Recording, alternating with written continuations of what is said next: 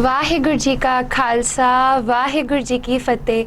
ਸਾਧ ਸੰਗਤ ਜੀ, ਤੁਸੀਂ ਦੇਖ ਰਹੇ ਹੋ ਅਕਾਲ ਸਹਾਈ ਟੀਵੀ। ਮੇਰਾ ਨਾਮ ਤਨਿਸ਼ਕਪ੍ਰੀਤ ਕੌਰ ਹੈ, ਜਿੱਥੇ ਸਾਡਾ ਚੈਨਲ ਤੁਹਾਨੂੰ ਸਿੱਖੀ ਤੋਂ ਰਿਲੇਟਡ ਖਬਰਾਂ ਦਿੰਦਾ ਹੈ ਅਤੇ ਗੁਰਮਤ ਵਿਚਾਰਾਂ ਸਾਂਝੀਆਂ ਕਰਦਾ ਹੈ। ਉੱਥੇ ਹੀ ਅੱਜ ਅਸੀਂ ਤੁਹਾਡੇ ਨਾਲ ਫੇਰ ਹਾਜ਼ਰ ਹੋਏ ਹਾਂ। ਸਿੰਘ ਸਾਹਿਬ ਗਿਆਨੀ ਰੁਪਿੰਦਰ ਸਿੰਘ ਜੀ ਬਨਾਰਸ ਵਾਲੇ, ਤਿੰਨਾਂ ਦੇ ਨਾਲ ਅੱਜ ਅਸੀਂ ਵਿਚਾਰ ਕਰਨੀ ਹੈ ਸਿੱਖ ਧਰਮ ਦੀ ਸ਼ੁਰੂਆਤੀ ਵਿਦਿਆ ਦੀ ਰੂਪਰੇਖਾ ਅਤੇ ਜੋ ਸਾਡੀ ਸਮਰਤਾਵਾਂ ਵਿੱਚ ਵਿਦਿਆਰਥੀਆਂ ਨੂੰ ਵਿਦਿਆ ਪੜ੍ਹਾਈ ਜਾਂਦੀ ਹੈ ਉਸ ਬਾਰੇ। ਤਾਂ ਆइए ਸਭ ਤੋਂ ਪਹਿਲਾਂ ਅਸੀਂ ਗਿਆਨੀ ਰੁਪਿੰਦਰ ਸਿੰਘ ਜੀ ਤੋਂ ਜਾਣੂ ਹੋਈਏ। ਗਿਆਨੀ ਜੀ, ਵਾਹਿਗੁਰੂ ਜੀ ਕਾ ਖਾਲਸਾ ਵਾਹਿਗੁਰੂ ਜੀ ਕੀ ਫਤਿਹ। ਗਿਆਨੀ ਜੀ, ਸਭ ਤੋਂ ਪਹਿਲਾਂ ਅਸੀਂ ਤੁਹਾਡਾ ਆਪਣੇ ਚੈਨਲ ਤੇ ਸਵਾਗਤ ਕਰਦੇ ਹਾਂ। ਆਪ ਜੀ ਦਾ ਬਹੁਤ ਬਹੁਤ ਧੰਨਵਾਦ ਹੈ ਜੋ ਆਪ ਜੀ ਨੇ ਆਪਣੇ ਚੈਨਲ ਦੇ ਰਾਹੀਂ ਦਾਸ ਨੂੰ ਸੇਵਾ ਦਾ ਮੌਕਾ ਦਿੱਤਾ ਹੈ। ਤਾਂ ਅੱਜ ਅਸੀਂ ਵਿਦਿਆ ਦੇ ਸੰਦਰਭ ਵਿੱਚ ਗੱਲ ਕਰਨੀ ਹੈ, ਜੋ ਗੁਰਮਤ ਵਿਦਿਆ ਵਿਦਿਆਰਥੀਆਂ ਨੂੰ ਪੜ੍ਹਾਈ ਜਾਂਦੀ ਹੈ। ਤਾਂ ਜਿੱਦਾਂ ਮਹਾਰਾਜ ਨੇ ਬਾਣੀ ਵਿੱਚ ਕਿਹਾ ਹੈ, ਵਿਦਿਆ ਵਿਚਾਰੀ ਤਾਂ ਪਰਉਪਕਾਰੀ, ਗੁਰ ਪ੍ਰਸਾਦੀ ਵਿਦਿਆ ਵਿਚਾਰੇ, ਪੜ ਪੜ ਪਾਵਹਿ ਮਾਨ।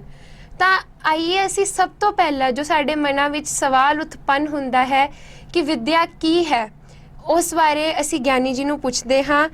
ਗਿਆਨੀ ਜੀ, ਤੁਸੀਂ ਮੈਨੂੰ ਇਹ ਦੱਸੋ ਕਿ ਵਿਦਿਆ ਦਾ ਸਰੂਪ ਕੀ ਹੈ, ਵਿਦਿਆ ਦੇ ਲੱਛਣ ਕੀ ਹਨ, ਭਾਵ ਜਿਸ ਨੂੰ ਅਸੀਂ ਇੰਗਲਿਸ਼ 'ਚ ਵਿਦਿਆ ਦੀ ਡੈਫੀਨੇਸ਼ਨ ਬੋਲਦੇ ਹਾਂ, ਉਹਦੇ ਉੱਤੇ ਗਿਆਨੀ ਜੀ ਆਪ ਜੀ ਚਾਨਣ ਪਾਓ।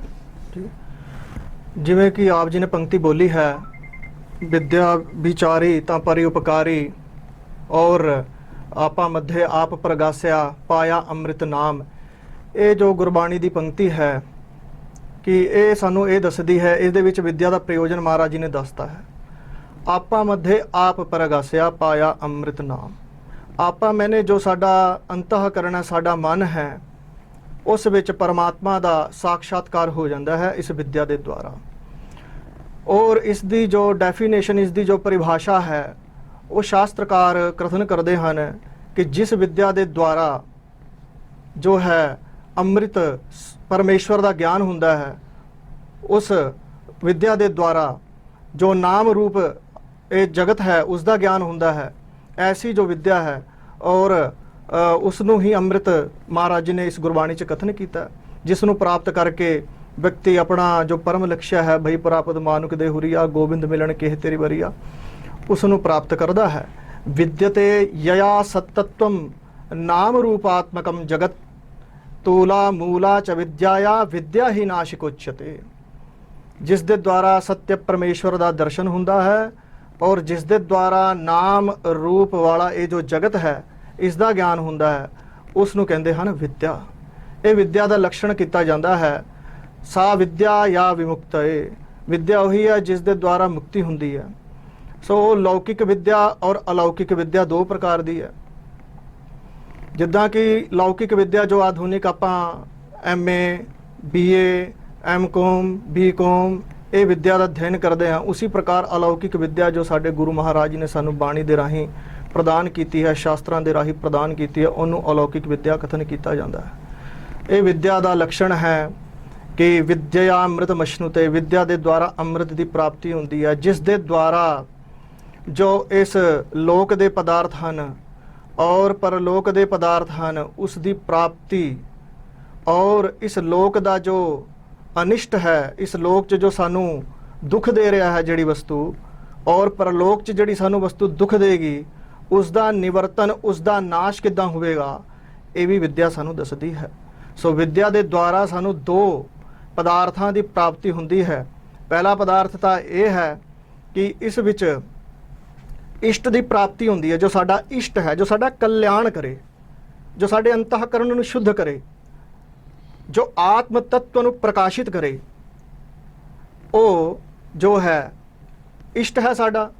ਔਰ ਇਸ ਲੋਕ ਦਾ ਇਸ਼ਟ ਕੀ ਹੈ ਕਿ ਆਪਾਂ ਸਮਾਜ ਵਿੱਚ ਇੱਕ ਅੱਛੇ ਨਾਗਰਿਕ ਬਣੀਏ, ਸਾਡੀ ਸਮਾਜ ਪ੍ਰਤੀ ਕੀ ਜੋ ਹੈ ਪ੍ਰਯੋਜਨ ਹੈ, ਸਾਡਾ ਸਮਾਜ ਪ੍ਰਤੀ ਕੀ ਦੇਣਦਾਰੀ ਹੈ, ਉਸ ਦਾ ਸਾਨੂੰ ਗਿਆਨ ਹੋਵੇ। ਔਰ ਜਿਸ ਦੇ ਦੁਆਰਾ ਆਪਾਂ ਅੱਜ ਜੋ ਆਫਿਸ ਦੇ ਵਿੱਚ ਕੰਮ ਕਰਦੇ ਹਨ ਜਾਂ ਜੋ ਬਿਜ਼ਨਸ ਲੈਵਲ ਦੀ ਵਿਦਿਆ ਹੈ, ਉਹਨੂੰ ਪੜ੍ਹ ਕੇ ਵੀ ਸਾਡਾ ਇਸ਼ਟ ਹੁੰਦਾ ਹੈ। ਸੋ ਉਹ ਵੀ ਵਿਦਿਆ ਹੈ। ਔਰ ਅਲੌਕਿਕ ਵਿਦਿਆ ਕਿਹੜੀ ਹੈ? ਅਲੌਕਿਕ ਵਿਦਿਆ ਹੈ ਪਰਮਾਤਮ ਵਿਦਿਆ, ਉਪਨਿਸ਼ਦ ਵਿਦਿਆ, ਗੁਰਬਾਣੀ, ਇਹ ਅਲੌਕਿਕ ਵਿਦਿਆ ਹੈ। ਸੋ ਇਸ ਪ੍ਰਕਾਰ ਇਹ ਵਿਦਿਆ ਦੇ ਦੁਆਰਾ ਇਸ਼ਟ ਦੀ ਪ੍ਰਾਪਤੀ ਔਰ ਅਨਿਸ਼ਟ ਦਾ ਨਿਵਰਤਨ ਮੈਨੇ ਅਨਿਸ਼ਟ ਦਾ ਨਾਸ਼ ਹੁੰਦਾ ਹੈ। ਇਹ ਵਿਦਿਆ ਦਾ ਲਕਸ਼ਣ ਗ੍ਰੰਥਕਾਰਾਂ ਨੇ ਆਪਣੇ ਗ੍ਰੰਥਾਂ 'ਚ ਕਥਨ ਕੀਤੇ ਹਨ। ਬਹੁਤ ਵਧੀਆ ਗਿਆਨੀ ਜੀ, ਤੁਸੀਂ ਸਾਨੂੰ ਚਾਨਣ ਪਾਇਆ ਵਿਦਿਆ ਦੇ ਸਰੂਪ ਉੱਤੇ, ਵਿਦਿਆ ਦੇ ਲੱਖਣਾਂ ਉੱਤੇ, ਤੇ ਸਾਨੂੰ ਸਮਝਾਇਆ ਕਿ ਵਿਦਿਆ ਦੀ ਡੈਫੀਨੇਸ਼ਨ ਕੀ ਹੈ।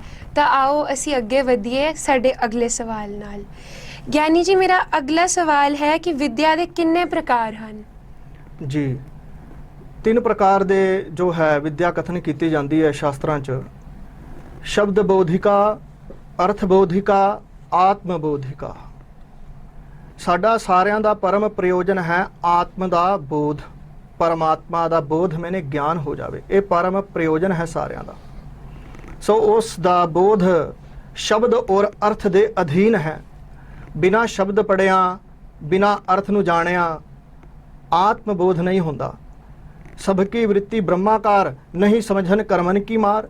ਇਹ ਜਿਤਨਾ ਵੀ ਆਪਾਂ ਸੋਚ ਰਹੇ ਹਾਂ, ਸਮਝ ਰਹੇ ਹਾਂ, ਕੁਛ ਵੀ ਕੋਈ ਵੀ ਵਸਤੂ ਲੈ ਲਓ, ਉਸ ਦਾ ਗਿਆਨ, ਉਹ ਗਿਆਨ ਹੀ ਪਰਮਾਤਮਾ ਹੈ।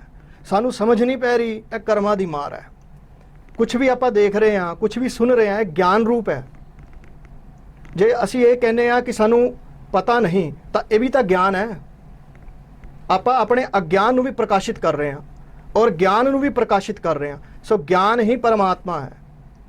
ਸੋ ਇਸ ਪ੍ਰਕਾਰ ਉਹ ਆਤਮ ਬੋਧ ਤੱਕ ਅਸੀਂ ਪਹੁੰਚ ਜਾਈਏ, ਉਹਦੇ ਲਈ ਅਰਥ ਬੋਧ ਔਰ ਸ਼ਬਦ ਬੋਧ ਦਾ ਹੋਣਾ ਬੜਾ ਜ਼ਰੂਰੀ ਹੈ।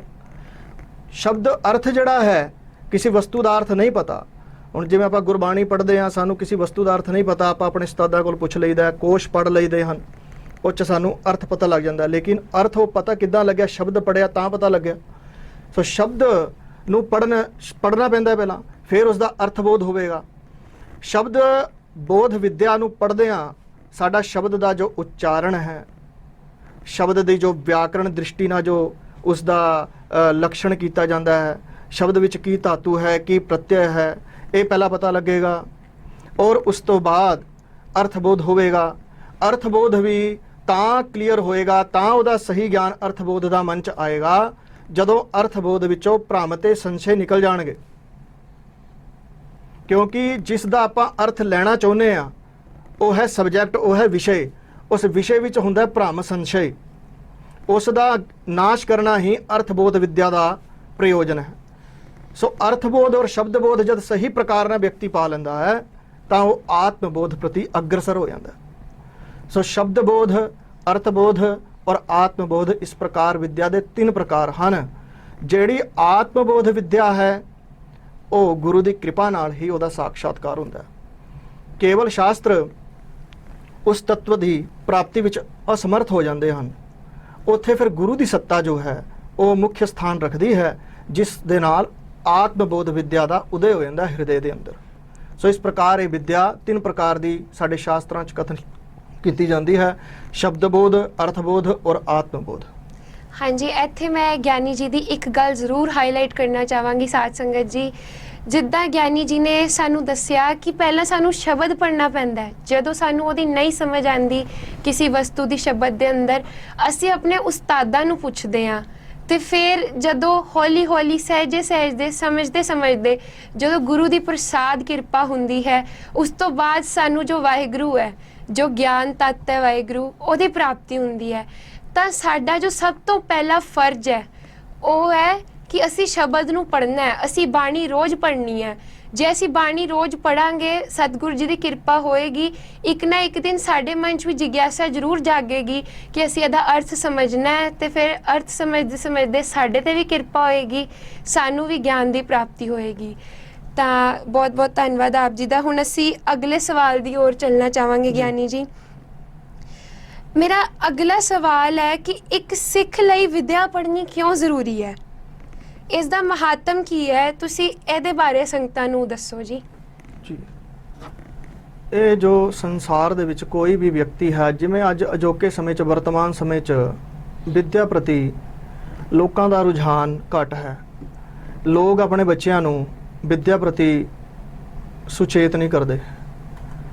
ਉਹ ਡਰਾਉਂਦੇ ਨੇ ਕਿ ਇਹ ਬ੍ਰਹਮ ਵਿਦਿਆ, ਉਪਨਿਸ਼ਦ ਵਿਦਿਆ ਜਾਂ ਗੁਰਬਾਣੀ ਦੀ ਵਿਦਿਆ ਪੜ੍ਹ ਕਰਕੇ ਸਾਡਾ ਬੱਚਾ ਜਿਹੜਾ ਹੈ ਉਹ ਸੰਤ ਨਾ ਬਣ ਜੇ, ਸਾਧੂ ਨਾ ਬਣ ਜੇ, ਘਰ ਨਾ ਤਿਆਗ ਦੇ, ਇਹ ਬਿਰਥ ਦਾ ਉਹਨਾਂ ਦੇ ਮਨ 'ਚ ਭਰਮ ਹੈ।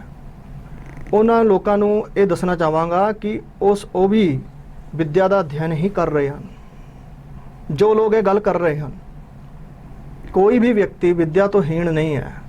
ਮੇਰੀ ਦ੍ਰਿਸ਼ਟੀ ਅਨੁਸਾਰ, ਜਿੱਥੇ ਤੱਕ ਮੈਨੂੰ ਸਮਝ ਆਈ ਹੈ, ਬਾਲਕ ਦਾ ਜਨਮ ਹੁੰਦਾ ਹੈ, ਮ੍ਰਿਤਿੂ ਪਰਯੰਤ ਉਹ ਕੁਝ ਪੜ੍ਹ ਰਿਹਾ ਹੈ, ਰੋਜ਼ ਸਿੱਖ ਰਿਹਾ।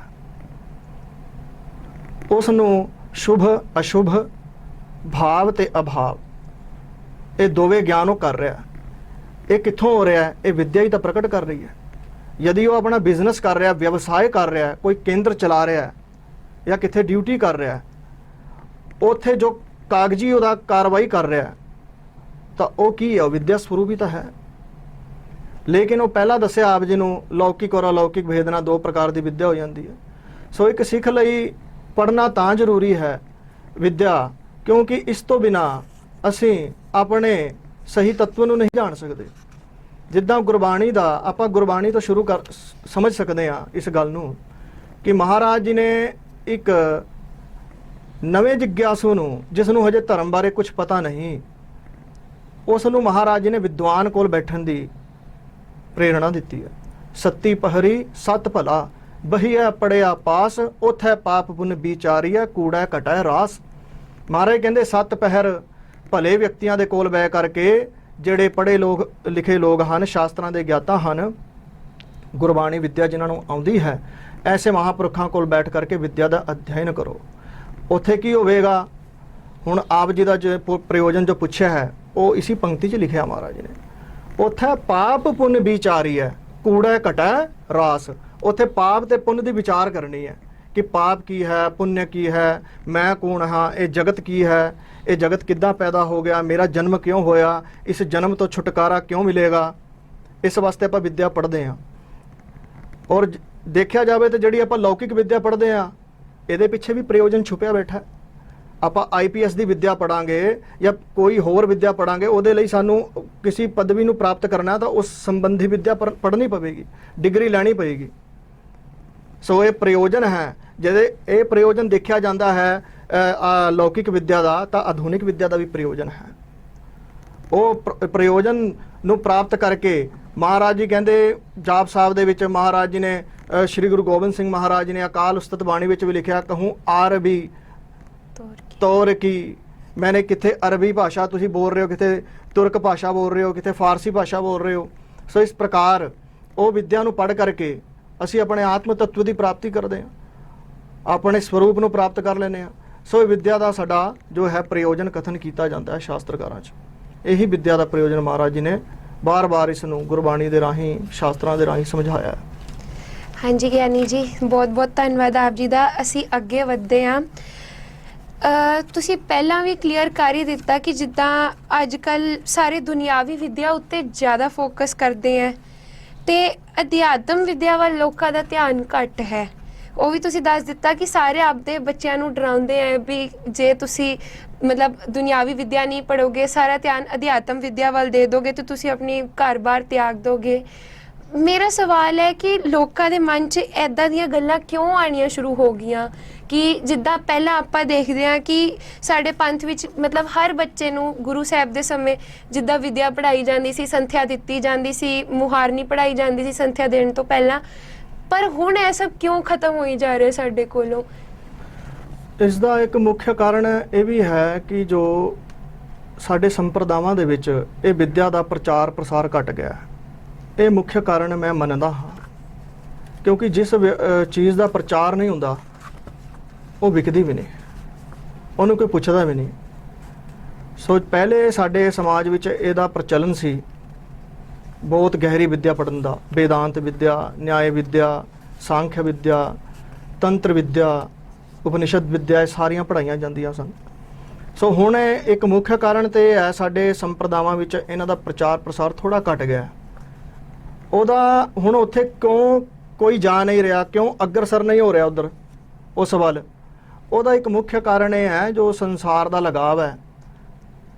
ਇਹ ਵੀ ਮੰਨਦੇ ਹਾਂ ਸੰਸਾਰ ਦੇ ਲਗਾਵ ਨੂੰ ਉੱਧਰ ਸਾਨੂੰ ਅਗਰਸਰ ਨਹੀਂ ਹੋਣ ਦਿੰਦਾ, ਕਿਉਂਕਿ ਵਿਦਿਆ ਪੜ੍ਹਨ ਵਾਸਤੇ ਸਾਨੂੰ ਕਈ ਜੋ ਹਨ ਉਹ ਗਹਿਨ ਵਿੱਦਿਆ ਪੜ੍ਹਨੀ ਪੈਂਦੀ ਹੈ ਤਾਂ ਗਹਿਨ ਵਿੱਦਿਆ ਵਾਸਤੇ ਸਾਨੂੰ ਸੰਪਰਦਾਇ ਦੇ ਵਿੱਚ ਜਾਣਾ ਪੈਂਦਾ, ਉੱਥੇ ਸੇਵਾ ਕਰਨੀ ਪੈਂਦੀ ਹੈ, ਘਰ ਦਾ ਤਿਆਗ ਕਰਨਾ ਪੈਂਦਾ ਹੈ, ਆਪਣੇ ਵਿਸ਼ੇ ਵਿਕਾਰ ਜੋ ਮਲੀਨ ਬੁੱਧੀ ਉਹਦਾ ਤਿਆਗ ਕਰਨਾ ਪੈਂਦਾ ਹੈ।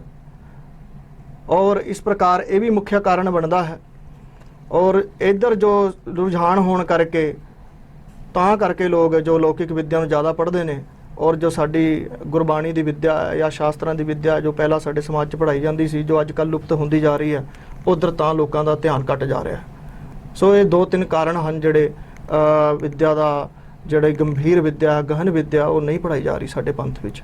ਇਹ ਕਾਰਨ ਸਾਡੇ ਪੰਥ 'ਚ ਜਿਹਦੇ ਵੱਲ ਧਿਆਨ ਦੇਣਾ ਚਾਹੀਦਾ ਹੈ।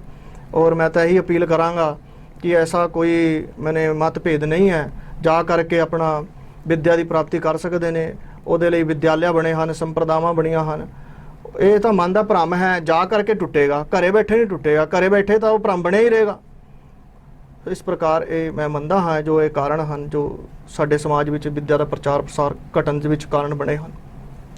ਜੀ ਗਿਆਨੀ ਜੀ, ਤੇ ਸਾਰੀਆਂ ਸੰਗਤਾਂ ਨੂੰ ਮੈਂ ਵੀ ਬੇਨਤੀ ਕਰਦੀ ਹਾਂ, ਗਿਆਨੀ ਜੀ ਨੇ ਵੀ ਅਪੀਲ ਕੀਤੀ ਹੈ ਕਿ ਜਿੱਥੇ ਅਸੀਂ ਆਪਣੇ ਬੱਚਿਆਂ ਨੂੰ ਦੁਨਿਆਵੀ ਵਿੱਦਿਆ ਦਿੰਦੇ ਹਾਂ, ਉਹਦੇ ਨਾਲ ਨਾਲ ਸਾਨੂੰ ਆਪਣੇ ਬੱਚਿਆਂ ਨੂੰ ਅਧਿਆਤਮ ਵਿੱਦਿਆ ਵੱਲ ਵੀ ਅਗਰਸਰ ਕਰਨਾ ਚਾਹੀਦਾ ਹੈ। ਕਿਉਂਕਿ ਗੁਰਬਾਣੀ ਇੱਕ ਐਸਾ ਖਜ਼ਾਨਾ ਹੈ ਜਿਹਦੇ ਪ੍ਰਥਾਏ ਮਹਾਰਾਜ ਕਹਿੰਦੇ ਹੈ, ਗੁਰਬਾਣੀ ਇਸ ਜਗ ਮਹਿ ਚਾਨਣ। ਜਦ ਤੱਕ ਅਸੀਂ ਬਾਣੀ ਨਹੀਂ ਪੜ੍ਹਦੇ, ਵਿੱਦਿਆ ਨਹੀਂ ਵਿਚਾਰਦੇ, ਉਦੋਂ ਤੱਕ ਸਾਡੀ ਜ਼ਿੰਦਗੀ ਦੇ ਵਿੱਚ ਹਨੇਰਾ ਹੀ ਰਹਿੰਦਾ ਹੈ। ਹੁਣ ਜਿੱਦਾਂ ਸਾਡੇ ਕਮਰੇ ਵਿੱਚ ਲਾਈਟ ਹੈ, ਉਹਦਾ ਇੱਕ ਸਵਿਚ ਵੀ ਹੋਏਗਾ, ਜਦ ਤੱਕ ਸਵਿਚ ਨਹੀਂ ਔਨ ਹੋਏਗਾ, ਅਸੀਂ ਉੱਠ ਕੇ ਸਵਿਚ ਔਨ ਨਹੀਂ ਕਰਨ ਜਾਵਾਂਗੇ, ਉਦੋਂ ਤੱਕ ਤਾਂ ਸਾਡੇ ਕਮਰੇ ਵਿੱਚ ਹਨੇਰਾ ਹੀ ਰਹੇਗਾ ਨਾ। ਪਰ ਜਿੱਦਾਂ ਹੀ ਸਵਿਚ ਔਨ ਹੋਏਗਾ ਤੇ ਲਾਈਟ ਚੱਲੇਗੀ, ਕਿੰਨਾ ਚਾਨਣ ਹੋ ਜਾਏਗਾ, ਸਾਨੂੰ ਸਾਰਾ ਕੁਝ ਪਤਾ ਲੱਗ ਜਾਏਗਾ। ਉਸੇ ਪ੍ਰਕਾਰ ਹੈ ਵਿੱਦਿਆ ਹੈ, ਜਦੋਂ ਤੱਕ ਅਸੀਂ ਇਹਦੇ ਨੇੜੇ ਨਹੀਂ ਜਾਵਾਂਗੇ, ਜਿੱਦਾਂ ਖੁਦ ਤੁਰ ਕੇ ਅਸੀਂ ਸਵਿਚ ਔਨ ਨਹੀਂ ਕਰਨ ਜਾਵਾਂਗੇ, ਵਿੱਦਿਆ ਪੜ੍ਹਨ ਵਿਦਿਆਲੇ ਨਹੀਂ ਜਾਵਾਂਗੇ, ਉਦੋਂ ਤੱਕ ਇਹ ਜੋ ਭਰਮ ਦੇ ਫੋਲੇ ਹਨ ਇਹ ਸਾਡੇ ਅੰਦਰ ਬਣੇ ਰਹਿਣਗੇ, ਇਹ ਨਹੀਂ ਨਾਸ਼ ਹੋਣਗੇ, ਸਾਡੀ 84 ਵੀ ਨਹੀਂ ਖਤਮ ਹੋਏਗੀ। ਤਾਂ ਇਸ ਕਰਕੇ ਸਾਡੀ ਬੇਨਤੀ ਹੈ ਕਿ ਤੁਹਾਨੂੰ ਵਿੱਦਿਆ ਵੱਲ ਬੱਚਿਆਂ ਨੂੰ ਅਗਰਸਰ ਜ਼ਰੂਰ ਕਰਨਾ ਚਾਹੀਦਾ ਹੈ। ਤਾਂ ਗਿਆਨੀ ਜੀ ਅੱਗੇ ਵਧਦੇ ਹੋਈਏ, ਮੇਰਾ ਅਗਲਾ ਸਵਾਲ ਹੈ, ਜੇ ਕੋਈ ਇਸ ਵਿੱਦਿਆ ਨੂੰ ਪੜ੍ਹਨ ਦਾ ਚਾਹਵਾਨ ਹੈ, ਕੋਈ ਵਿਦਿਆਰਥੀ ਇਸ ਵਿੱਦਿਆ ਨੂੰ ਪੜ੍ਹਨਾ ਚਾਹੁੰਦਾ ਹੈ, ਤਾਂ ਉਹਨੂੰ ਕੀ ਕਰਨਾ ਚਾਹੀਦਾ?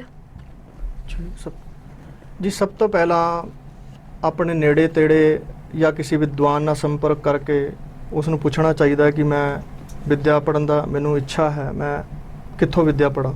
ਜੀ ਜੇ ਉਹ ਵਿਦਵਾਨ ਨੂੰ ਪੜ੍ਹਾ ਸਕਦਾ, ਉਪਲਬਧ ਹੈ ਉਹਦੇ ਕੋਲ ਸਾਰੀ ਸਮੱਗਰੀ, ਉਹਦੇ ਕੋਲ ਸਥਾਨ ਹੈ, ਗ੍ਰੰਥ ਹਨ ਔਰ ਉਸਦੇ ਭੋਜਨ ਦੀ ਵਿਵਸਥਾ ਕਰ ਸਕਦਾ, ਤਾਂ ਉੱਥੇ ਵੀ ਪੜ੍ਹ ਸਕਦਾ। ਔਰ ਉਸ ਤੋਂ ਪੁੱਛ ਕਰਕੇ ਕਿਸੇ ਸੰਪਰਦਾਇ ਦੇ ਵਿੱਚ ਵੀ ਪੜ੍ਹ ਸਕਦਾ, ਕਿਉਂਕਿ ਕਿਸੇ ਕੋ ਪੁੱਛ ਕਰਕੇ ਜਾਵਾਂਗੇ ਉਹਦਾ ਜ਼ਿਆਦਾ ਬੈਨੀਫਿਟ ਸਾਨੂੰ ਮਿਲਦਾ ਹੈ। ਤੋ ਸਾਕਸ਼ਾਤ ਜਾ ਕਰਕੇ ਉਹ ਗੱਲ ਨਹੀਂ ਬਣਦੀ। ਸੋ ਇਸ ਪ੍ਰਕਾਰ ਸੰਪਰਦਾਵਾਂ ਦੇ ਵਿੱਚ ਜਾ ਕਰਕੇ ਇਹ ਵਿੱਦਿਆ ਦੀ ਪ੍ਰਾਪਤੀ ਹੁੰਦੀ ਹੈ। ਜਿੱਦਾਂ ਦਾਸ ਵੀ ਜੋ ਹੈ ਬਨਾਰਸ ਗਿਆ, ਔਰ ਹੋਰ ਵੀ ਵਿੱਦਿਆ ਦੇ ਕਈ ਗੜ੍ਹ ਹਨ। ਸਾਡੀ ਜੋ ਸਿੱਖ ਸੰਪਰਦਾਇ ਦੇ ਵਿੱਦਿਆ ਦੇ ਗੜ੍ਹ ਹਨ ਉਹ ਪੰਜਾਬ ਦੇ ਵਿੱਚ ਜ਼ਿਆਦਾ ਹਨ। ਜੇ ਬਾਹਰ ਪੰਜਾਬ ਤੋਂ ਬਾਹਰ ਦੇਖੀਏ ਤੇ ਉਹ ਉਦਾਸੀਆਂ ਤੇ ਨਿਰਮਲਿਆਂ ਦੇ ਨੇ ਵਿੱਦਿਆ ਦੇ ਗੜ੍ਹ, ਜਿਨ੍ਹਾਂ 'ਚੋਂ ਬਨਾਰਸ, ਹਰਿਦੁਆਰ ਔਰ ਇसी ਪ੍ਰਕਾਰ ਕੇਰਲ 'ਚ, ਤਮਿਲਨਾਡੂ 'ਚ, ਇੱਥੇ ਜਾ ਕਰਕੇ ਆਪਾਂ ਵਿੱਦਿਆ ਦਾ ਅਧਿਐਨ ਕਰ ਸਕਨੇ ਹਾਂ। ਇਸ ਸੰਪਰਦਾਵਾਂ ਦੇ ਵਿੱਚ ਪੁੱਛ ਕਰਕੇ ਕਿਸੇ ਨੂੰ ਜੇ ਨਹੀਂ ਹੈ ਨੌਲੇਜ, ਲੈ ਕਰਕੇ ਨੌਲੇਜ, ਇੱਥੇ ਜਾ ਕੇ ਆਪਾਂ ਵਿੱਦਿਆ ਪੜ੍ਹ ਸਕਦੇ ਹਾਂ ਜੀ। ਗਿਆਨੀ ਜੀ ਸੰਪਰਦਾ ਦਾ ਕੀ ਅਰਥ ਹੈ? ਜੀ ਸੰਪਰਦਾਇ ਦਾ ਅਰਥ ਹੈ ਸਮਯਕ ਪ੍ਰਦੀਯਤੇ ਇति ਸੰਪਰਦਾਯः। ਇਹਦਾ ਅਰਥ ਜੋ ਹੈ ਵੀ ਸਮਯਕ ਮੈਨੇ ਅੱਛੀ ਪ੍ਰਕਾਰ ਨਾਲ ਗਿਆਨ ਨੂੰ ਜੋ ਆਪਣੇ ਸਿੱਖ ਲਈ ਪ੍ਰਦਾਨ ਕਰੇ ਉਹਨੂੰ ਕਹਿੰਦੇ ਸੰਪਰਦਾਇ। ਇਸ ਕਰਕੇ ਇਹਦੇ ਨਾਲ ਸਮ ਉਪਸਰਗ ਲਗਾਤਾ। ਇੱਕ ਹੁੰਦਾ ਕਿਸੇ ਵਸਤੂ ਨੂੰ ਦੇਣਾ, ਔਰ ਇਹ ਭਲੀ ਪ੍ਰਕਾਰ ਨਾਲ ਦੇਣਾ, ਮੈਨੇ ਚੰਗੀ ਤਰ੍ਹਾਂ ਪੜ੍ਹਾ ਕਰਕੇ ਦੇਣਾ, ਉਸ ਵਿੱਚੋਂ ਸੰਸ਼ੇ ਹਟਾ ਕਰਕੇ ਦੇਣੇ। ਜਦੋਂ ਕੋਈ ਸਟੂਡੈਂਟ ਨੂੰ ਪੜ੍ਹਾਉਂਦਾ ਵਿਦਵਾਨ, ਤਾਂ ਉਹ ਉਸ ਪੜ੍ਹਾਉਂਦੇ ਸਮੇਂ ਉਸ ਸ਼ਬਦ ਦਾ ਉਚਾਰਨ ਦੱਸੇਗਾ, ਅਰਥ ਦੀ ਯਦੀ ਕੋਈ ਉਹਦਾ ਸੰਸ਼ੇ ਹੈ ਉਹ ਸੰਸ਼ੇ ਹਟਾਏਗਾ। ਸੋ ਇਸ ਪ੍ਰਕਾਰ ਸੰਸ਼ੇ ਹਟਾਉਂਦਿਆਂ ਹੋਇਆਂ ਸੀਨਾ ਬਸੀਨਾ ਚਲਦੀ ਵਿੱਦਿਆ ਨੂੰ ਜੋ ਸ਼ਰਧਾ ਧਾਰ ਕਰਕੇ ਅੱਗੇ ਪ੍ਰਦਾਨ ਦੇਵੇ, ਬੱਚਿਆਂ ਨੂੰ ਦੇਵੇ, ਉਹਨੂੰ ਸੰਪਰਦਾਇ ਕਹਿੰਦੇ ਹਨ। ਤੇ ਕੀ ਇਹ ਵਿੱਦਿਆ ਅਸੀਂ ਘਰ ਬੈਠ ਕੇ ਨਹੀਂ ਪੜ੍ਹ ਸਕਦੇ? ਦੇਖੋ ਜੀ, ਘਰ ਬੈਠ ਕੇ ਜੇ ਵਿੱਦਿਆ ਆਪਾਂ ਪੜਾਂਗੇ ਉਸ ਦਾ ਆਪਾਂ ਆਪ ਹੀ ਅਨਰਥ ਕਰ ਬੈਠਾਂਗੇ। ਸਾਨੂੰ ਵਿਸ਼ਰਾਮ ਦਾ ਨਹੀਂ ਪਤਾ ਚੱਲੇਗਾ ਗੁਰਬਾਣੀ ਦਾ ਵਿਸ਼ਰਾਮ ਕਿੱਥੇ ਲਾਣਾ ਹੈ, ਔਰ ਸਾਨੂੰ ਅਰਥ ਦਾ ਨਹੀਂ ਪਤਾ ਲੱਗੇਗਾ। ਇੱਥੋਂ ਤੱਕ ਲਿਖਿਆ ਹੈ ਜਿਹੜੇ ਆਪ ਹੀ ਘਰ ਵਿਦਿਆ ਪੜ੍ਹ ਲੈਂਦੇ ਨੇ ਉਹਨਾਂ ਵਾਸਤੇ ਸ਼ਾਸਤਰ 'ਚ ਬਚਨ ਆਇਆ, ਸਭਾ ਮੱਧੇ ਨ ਸ਼ੋਭੰਤੇ ਹੰਸ ਮੱਧੇ ਬਕੋ ਯਥਾ। ਜਿਵੇਂ ਹੰਸਾਂ ਵਿੱਚ ਬਗੁਲਾ ਸ਼ੋਭਾ ਨਹੀਂ ਪ੍ਰਾਪਤ ਕਰਦਾ ਨਾ, ਐਵੇਂ ਫਿਰ ਉਹ ਮੂਰਖ ਹੋ ਜਾਂਦਾ ਜਿਹੜਾ ਆਪ ਵਿਦਿਆ ਪੜ੍ਹੇਗਾ ਘਰ ਬੈਠ ਕੇ। ਕਿਉਂ? ਜੇ ਵਿਦਵਾਨ ਦੀ ਸਲਾਹ ਲੈ ਲੇਗਾ, ਗੁਰੂ ਦੀ ਸਲਾਹ ਲੈ ਲੇਗਾ, ਤਾਂ ਉਸ ਦਾ ਅਰਥ ਬੋਧ ਕਲੀਅਰ ਹੋ ਜਾਏਗਾ, ਸ਼ਬਦ ਬੋਧ ਕਲੀਅਰ ਹੋ ਜਾਏਗਾ। ਆਪਾਂ ਲੌਕਿਕ ਪੜ੍ਹਾਈ ਵੀ ਤਾਂ ਸਕੂਲਾਂ 'ਚ ਪੜ੍ਹਨ ਜਾਂਦੇ ਆ। ਹਾਂਜੀ। ਜੇ ਆਪਾਂ ਸੋਚੀਏ ਕਿ ਆਪਾਂ ਘਰੇ ਹੀ ਪੜ੍ਹ ਲਾਂਗੇ ਤਾਂ ਉਹ ਟੀਚਰ ਦਾ ਉਹ ਜੋ ਆਸ਼ੀਰਵਾਦ ਮਿਲਣਾ ਹੈ ਉਹ ਨਹੀਂ ਮਿਲੇਗਾ। ਆਪਾਂ ਗੁਰੂ ਕੋਲ ਬਹਿਨੇ ਆ, ਇੱਕ ਵਿਦਿਆ ਦਾ ਪ੍ਰਭਾਵ ਉੱਥੇ, ਜਿਵੇਂ ਆਪਾਂ ਅੱਗ ਕੋਲ ਜਾਈਏ ਤਾਂ ਉੱਥੇ ਬੈਠ ਕੇ ਸਾਨੂੰ ਉਸ਼ਣਤਾ ਗਰਮੀ ਪ੍ਰਤੀਤ ਹੁੰਦੀ ਹੈ। ਟੀਚਰ ਕੋਲ ਬੈਠ ਕਰਕੇ ਸਾਨੂੰ ਇੱਕ ਦਿਵਯਤਾ ਦਾ ਅਨੁਭਵ ਹੁੰਦਾ ਹੈ। ਸਾਡੀ ਪ੍ਰਣਾਲੀ ਜੋ ਹੈ, ਕਿਉਂਕਿ ਇਹ ਜੋ ਗੁਰੂ ਸ਼ਿష్य ਦਾ ਸੰਵਾਦ ਹੈ ਉੱਥੇ ਸ਼ਕਤੀ ਵਰਤਦੀ ਹੈ, ਤੇ ਬਿਨਾਂ ਸ਼ਕਤੀ ਤੋਂ ਕੋਈ ਕੰਮ ਹੋ ਨਹੀਂ ਸਕਦਾ ਸੰਸਾਰ 'ਚ। ਅਸੀਂ ਇੱਥੇ ਆਏ ਹਾਂ, ਅਸੀਂ ਬੋਲ ਰਹੇ ਹਾਂ, ਸੁਣ ਰਹੇ ਹਾਂ, ਸਾਰਾ ਸ਼ਕਤੀ ਦੇ ਅਧੀਨ ਹੈ। ਘਰੇ ਰਹੇਗਾ ਉਹ ਸ਼ਕਤੀ ਦਾ ਉਹਨੂੰ ਪ੍ਰਭਾਵ ਨਹੀਂ ਪਏਗਾ। ਉਦਾਹਰਣ ਦੇ ਤੌਰ ਤੇ ਜਦੀ ਉਹ ਵਿਦਿਆ ਘਰੇ ਹੀ ਪੜ੍ਹ ਲਏ, ਕਿਸੇ ਵਿਦਵਾਨ ਤੋਂ ਨਾ ਪੜ੍ਹੇ, ਉਸ ਦੇ ਬੜੇ ਨੁਕਸਾਨ ਹਨ। ਜਿੱਦਾਂ ਹੁਣ ਆਪਾਂ ਭੱਟਾ ਦੇ ਸਵਈਏ ਲੈ ਲਈਏ, ਗੁਰੇ ਅਰਜੁਨ ਘਰ ਗੁਰੂ ਰਾਮਦਾਸ ਭਗਤ ਉਤਰੇ ਆਇਓ, ਇਹ ਪੰਕਤੀ ਉਹਨੇ ਪੜ੍ਹ ਲਈ। ਹੁਣ ਉਹਦਾ ਵਿਸ਼ਰਾਮ ਲਾਏਗਾ, ਗੁਰੇ ਅਰਜੁਨ ਘਰ ਗੁਰੂ ਰਾਮਦਾਸ ਭਗਤ ਉਤਰੇ ਆਇਓ। ਮਹਾਰਾਜ ਗੁਰੂ ਅਰਜੁਨ ਦੇਵ ਜੀ ਆਏ ਸ਼੍ਰੀ ਗੁਰੂ ਰਾਮਦਾਸ ਜੀ ਦੇ ਘਰ, ਅਵਤਾਰ ਲਿਆ। ਹੁਣ ਜਦੀ ਉਹ ਗੁਰੂ ਅਰਜੁਨ ਘਰ ਦੇ ਸ਼ਬਦ ਦੇ ਨਾਲ ਗੁਰੂ ਅਰਜੁਨ ਦੇਵ ਜੀ ਨੂੰ ਜੋੜ ਦਿੰਦਾ ਤਾਂ ਅਰਥ ਉਲਟਾ ਹੋ ਜਾਏਗਾ। ਫਿਰ ਅਰਥ ਬਣ ਜਾਏਗਾ ਗੁਰੂ ਅਰਜੁਨ ਦੇਵ ਜੀ ਦੇ ਘਰ ਗੁਰੂ ਰਾਮਦਾਸ ਜੀ ਆਏ। ਇਹ ਵਿਸ਼ਰਾਮ ਗਲਤ ਹੋ ਗਿਆ। ਉਦਾਹਰਣ ਦੇ ਤੌਰ ਤੇ ਲੌਕਿਕ ਉਦਾਹਰਣ ਦੇ ਦਿੰਦੇ ਆ, ਰੁਕੋ ਮਤ ਜਾਓ, ਕਿਸੇ ਨੇ ਬੋਲਿਆ। ਹੁਣ ਮੈਂ ਕਿਸੇ ਨੂੰ ਕਹਤਾ ਰੁਕੋ ਮਤ ਜਾਓ, ਵੀ ਉਹ ਰੁਕ ਜਾਏਗਾ। ਹੁਣ ਇਹਦਾ ਵਿਸ਼ਰਾਮ ਮੈਂ ਲਾਦਾ ਰੁਕੋ ਮਤ ਜਾਓ, ਅਰਥ ਬਦਲ ਗਿਆ ਵਿਸ਼ਰਾਮ ਨਾਲ। ਉਵੇਂ ਹੀ ਗੁਰਬਾਣੀ ਦੇ ਅਰਥ ਬਦਲ ਜਾਣੇ। ਗੁਰੂ ਅਰਜੁਨ ਘਰ ਗੁਰੂ ਰਾਮਦਾਸ, ਮੈਨੇ ਗੁਰੂ ਅਰਜਨ ਦੇਵ ਜੀ ਗੁਰੂ ਰਾਮਦਾਸ ਜੀ ਦੇ ਘਰ ਭਗਤ ਉਤਰੇ ਆਇਓ। ਨਹੀਂ ਤਾਂ ਉਹ ਪੜੇਗਾ ਗੁਰੂ ਅਰਜੁਨ ਘਰ ਗੁਰੂ ਰਾਮਦਾਸ ਭਗਤ ਉਤਰੇ ਆਇਓ, ਗੁਰੂ ਰਾਮਦਾਸ ਜੀ ਗੁਰੂ ਅਰਜਨ ਦੇਵ ਜੀ ਦੇ ਘਰ ਆ ਗਏ, ਇਹ ਅਰਥ ਨਿਕਲ ਜਾਏਗਾ, ਉਹ ਜੋ ਕਿ ਗਲਤ ਹੈ, ਅਨਰਥ ਹੈ। ਔਰ ਫਿਰ ਇੱਕ ਹੋਰ ਸ਼ਬਦ ਲੈ ਲਈਏ, ਕਿਉਂਕਿ ਅਰਥ ਪ੍ਰਤੀ ਭਿੰਨ ਵਿਅੰਗ ਤੇ ਸ਼ਬਦ ਭਿੰਨਤਾ ਪਾਏ, ਅਰਥ ਭਿੰਨਤਾ ਪਾਏ। ਤਰਾ ਪਾਪੀ ਯਦि ਗੁਰੂ ਨਹੀਂ ਗੁਰੂ ਕੋ ਪਾਪੀ ਭਾਏ।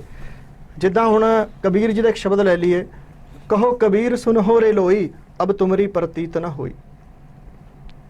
ਹੁਣ ਅਬ ਤੁਮਰੀ ਪ੍ਰਤੀਤ ਨਾ ਹੋਈ, ਇਹਨੂੰ ਥੋੜਾ ਗੁੱਸੇ 'ਚ ਬੋਲ ਦੋ। ਗੁੱਸੇ 'ਚ ਬੋਲਾਂਗੇ ਇਹਦਾ ਇਹ ਹੋ ਜਾਏਗਾ ਹੁਣ ਤੇਰਾ ਵਿਸ਼ਵਾਸ ਨਹੀਂ ਮੈਨੂੰ। ਗੁੱਸੇ 'ਚ ਆਪਾਂ ਬੋਲਦੇ ਹਾਂ ਹੁਣ ਤੇਰਾ ਵਿਸ਼ਵਾਸ ਨਹੀਂ ਮੈਨੂੰ, ਦੂਰ ਹੋ ਜਾ ਸਾਡੇ ਤੋਂ, ਇੱਥੇ ਨਾ ਆਈ, ਇਹ ਅਰਥ ਨਿਕਲਦਾ। ਔਰ ਇਹਨੂੰ ਆਪਾਂ ਸਹਿਜੇ 'ਚ ਪੜ੍ਹ ਦਈਏ, ਅਬ ਤੁਮਰੀ ਪ੍ਰਤੀਤ ਨਾ ਹੋਈ। ਮਾਇਆ ਨੂੰ ਕਹਿ ਰਹੇ ਨੇ ਵੀ ਹੁਣ ਤੇਰੀ ਪ੍ਰਤੀਤੀ ਨਹੀਂ ਹੁੰਦੀ ਸਾਨੂੰ, ਹੁਣ ਤਾਂ ਪਰਮਾਤਮਾ ਦੇ ਦਰਸ਼ਨ ਕਰਨੇ ਆ। ਕਿਤਨਾ ਅਰਥ ਬਦਲ ਗਿਆ। ਇੱਕ ਸ਼ਬਦ ਦੇ ਲਹਿਜੇ ਨੂੰ ਬੋਲਦੇ ਆ, ਜਿੱਦਾਂ ਮੈਂ ਤੈਨੂੰ ਜਾਣਨਾ, ਕੋਈ ਇੱਦਾਂ ਬੋਲੇ ਮੈਂ ਤੈਨੂੰ ਜਾਣਦਾ, ਗੁੱਸੇ 'ਚ ਬੋਲੇ ਕਿ ਮੈਂ ਤੈਨੂੰ ਜਾਣਦਾ, ਇਹ ਗੁੱਸਾ ਹੈ।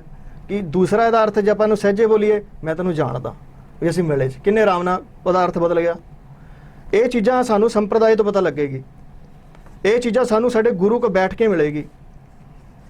ਤਾਂ ਇਸ ਕਰਕੇ ਜੇ ਘਰ ਬੈਠ ਕੇ ਵਿਦਿਆ ਮਿਲਦੀ ਤਾਂ ਸਾਰੇ ਘਰ ਬੈਠ ਕੇ ਵਿਦਵਾਨ ਬਣ ਜਾਂਦੇ।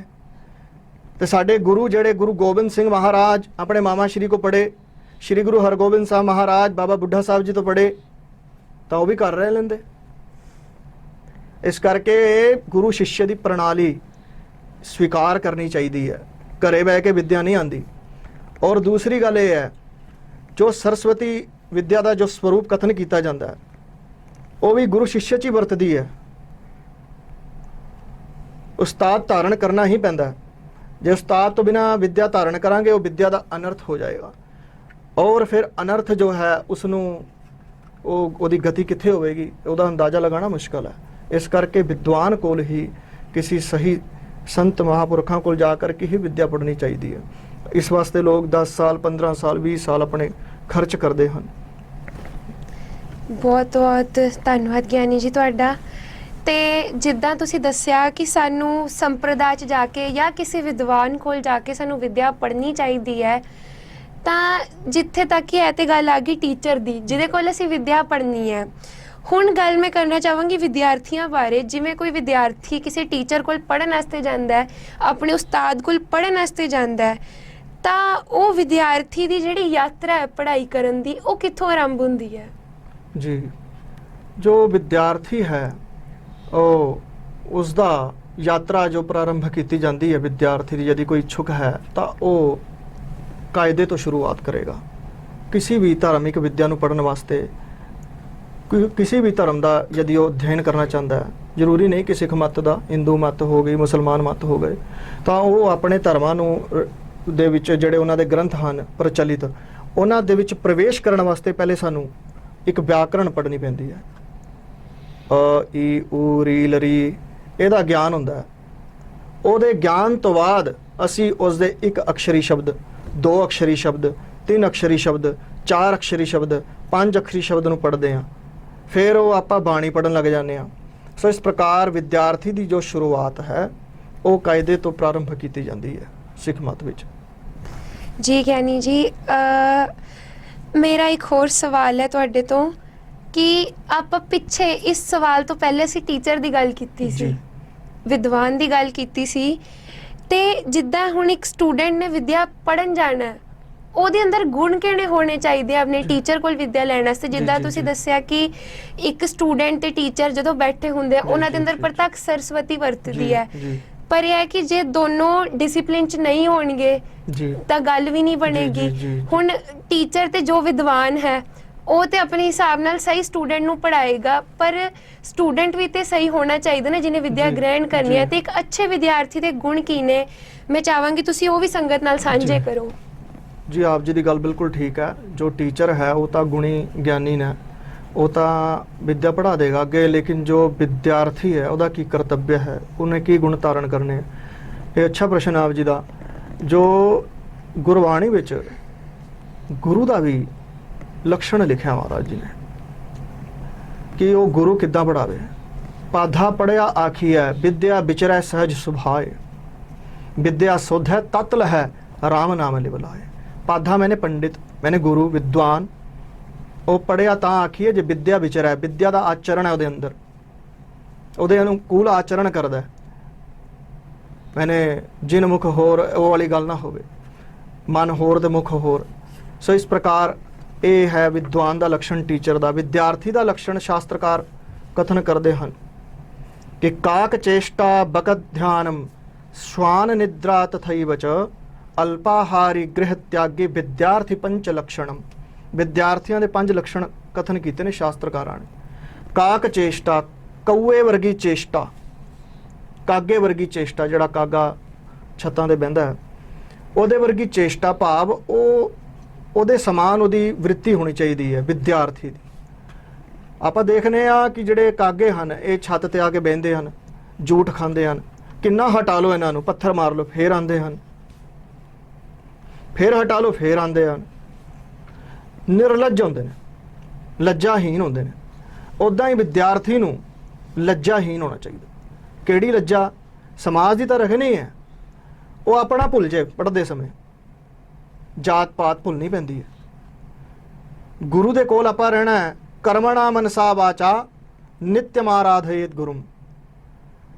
और गुरु कोल कर्म जो आप कर्म कर रहे हैं ਉਹਦੇ 'ਚ ਸ਼ਰਮ ਨਹੀਂ ਕਰਨੀ ਚਾਹੀਦੀ ਕਿ ਮੈਂ ਭਾਂਡੇ ਮਾਂਜ ਰਿਹਾ, ਲੋਕੀ ਕੀ ਕਹਿਣਗੇ, ਮੈਂ ਜੁੱਤੇ ਝਾੜ ਰਿਹਾ। ਇਹ ਕਰਮ ਦੇ ਵਿੱਚ ਉਹਨੂੰ ਸ਼ਰਮ ਹਟਾਣੀ ਚਾਹੀਦੀ ਹੈ ਸਮਾਜ ਦੀ। ਮਨਸਾ, ਔਰ ਆਪਣੇ ਮਨ ਵਿੱਚੋਂ ਵੀ ਸ਼ਰਮ ਲਾਣੀ ਚਾਹੀਦੀ ਹੈ।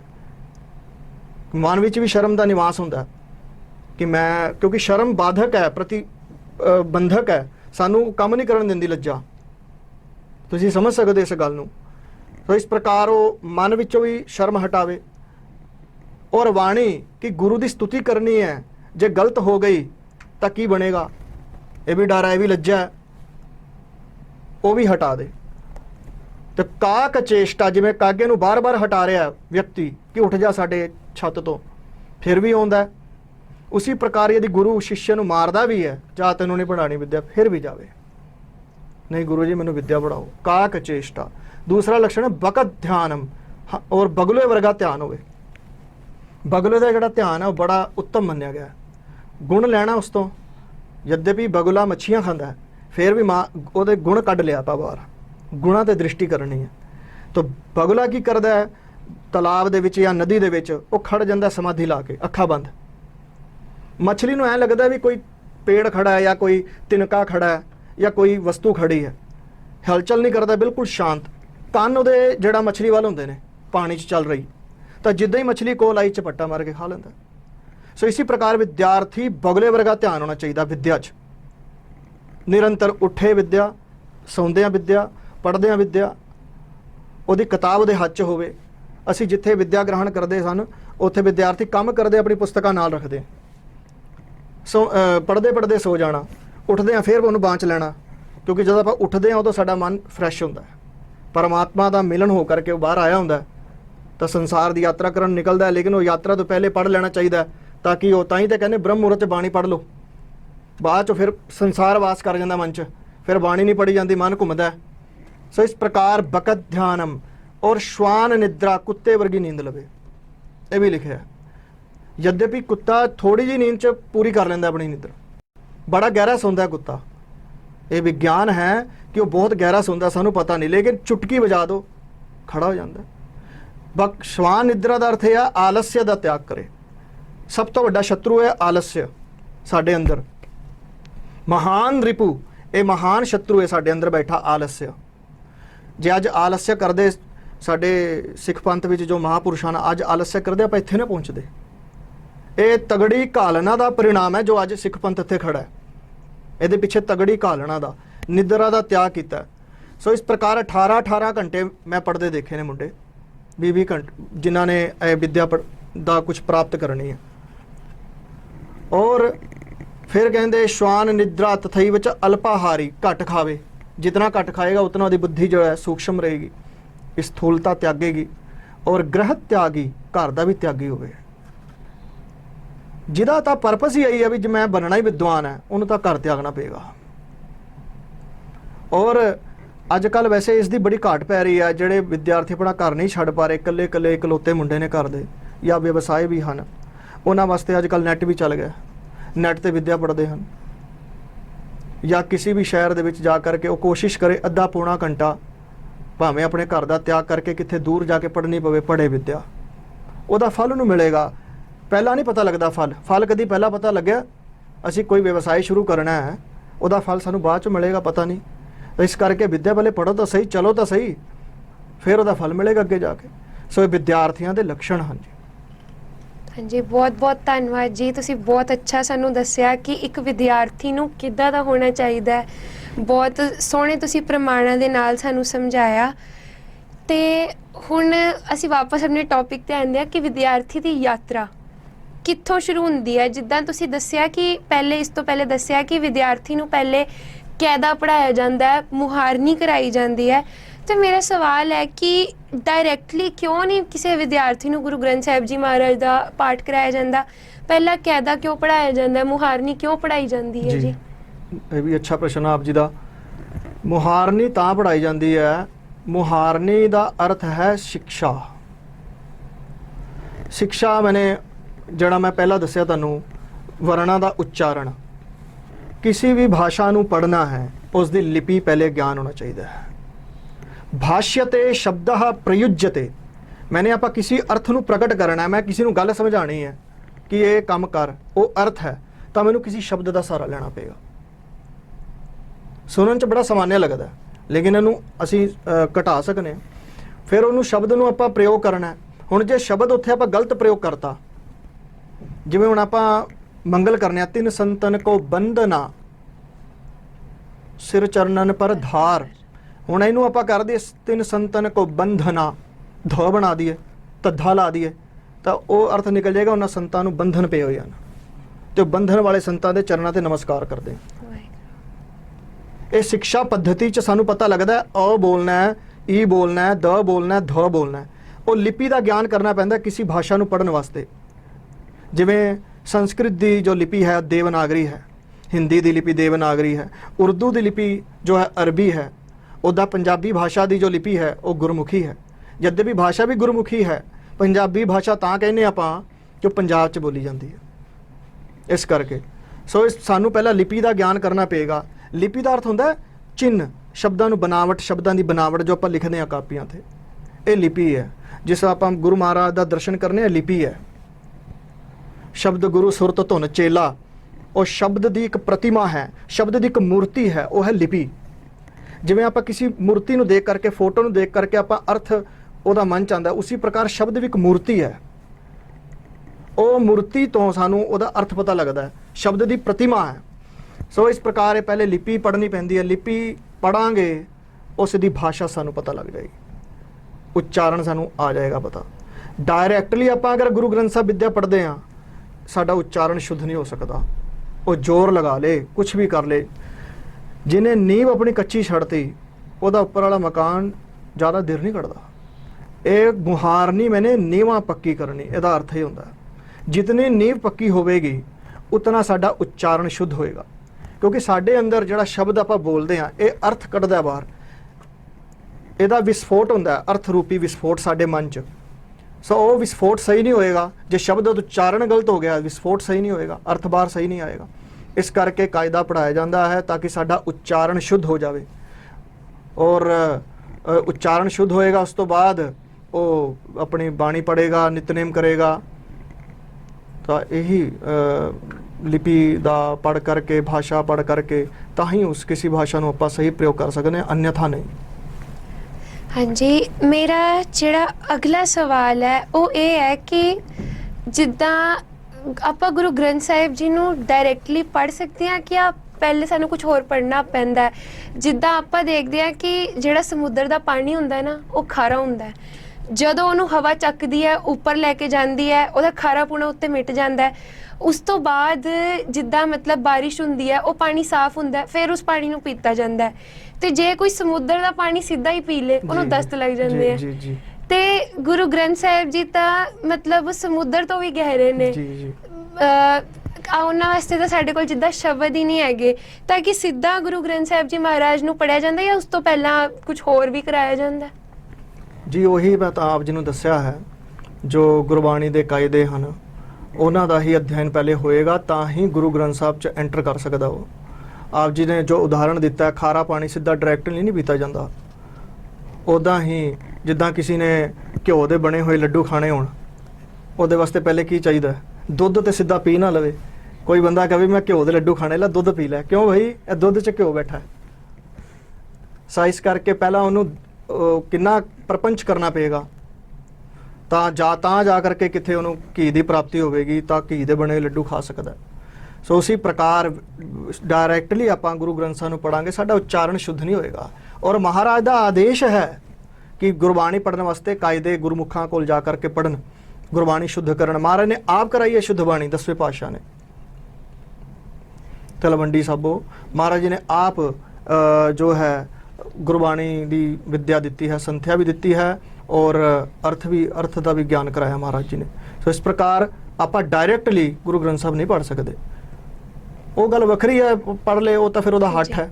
ਹਾਂਜੀ, ਤੇ ਕੋਈ ਕਿਤਾਬਾਂ ਗ੍ਰੰਥ ਵਗੈरह ਕੁਝ ਹੋਰ ਪੜ੍ਹਾਇਆ ਜਾਂਦਾ ਹੈ? ਜੀ ਹਾਂਜੀ, ਦੇਖिए ਜਿਹਦਾ ਤਾਂ ਵਿਦਿਆ ਪ੍ਰਯੋਜਨ ਹੈ ਕਿ ਮੈਂ ਵਿਦਵਾਨ ਬਣਨਾ ਹੈ, ਸੋ ਗੁਰੂ ਗ੍ਰੰਥ ਸਾਹਿਬ ਦੀ ਜੋ ਵਿਦਿਆ ਹੈ, ਗੁਰੂ ਗ੍ਰੰਥ ਸਾਹਿਬ ਵਿਦਿਆ ਰੂਪ ਹੀ ਹੈ। ਉਹਦੀ ਵਿਦਿਆ ਤਾਂ ਇੱਕ ਕਹਿਣ ਮਾਤਰ ਹੈ।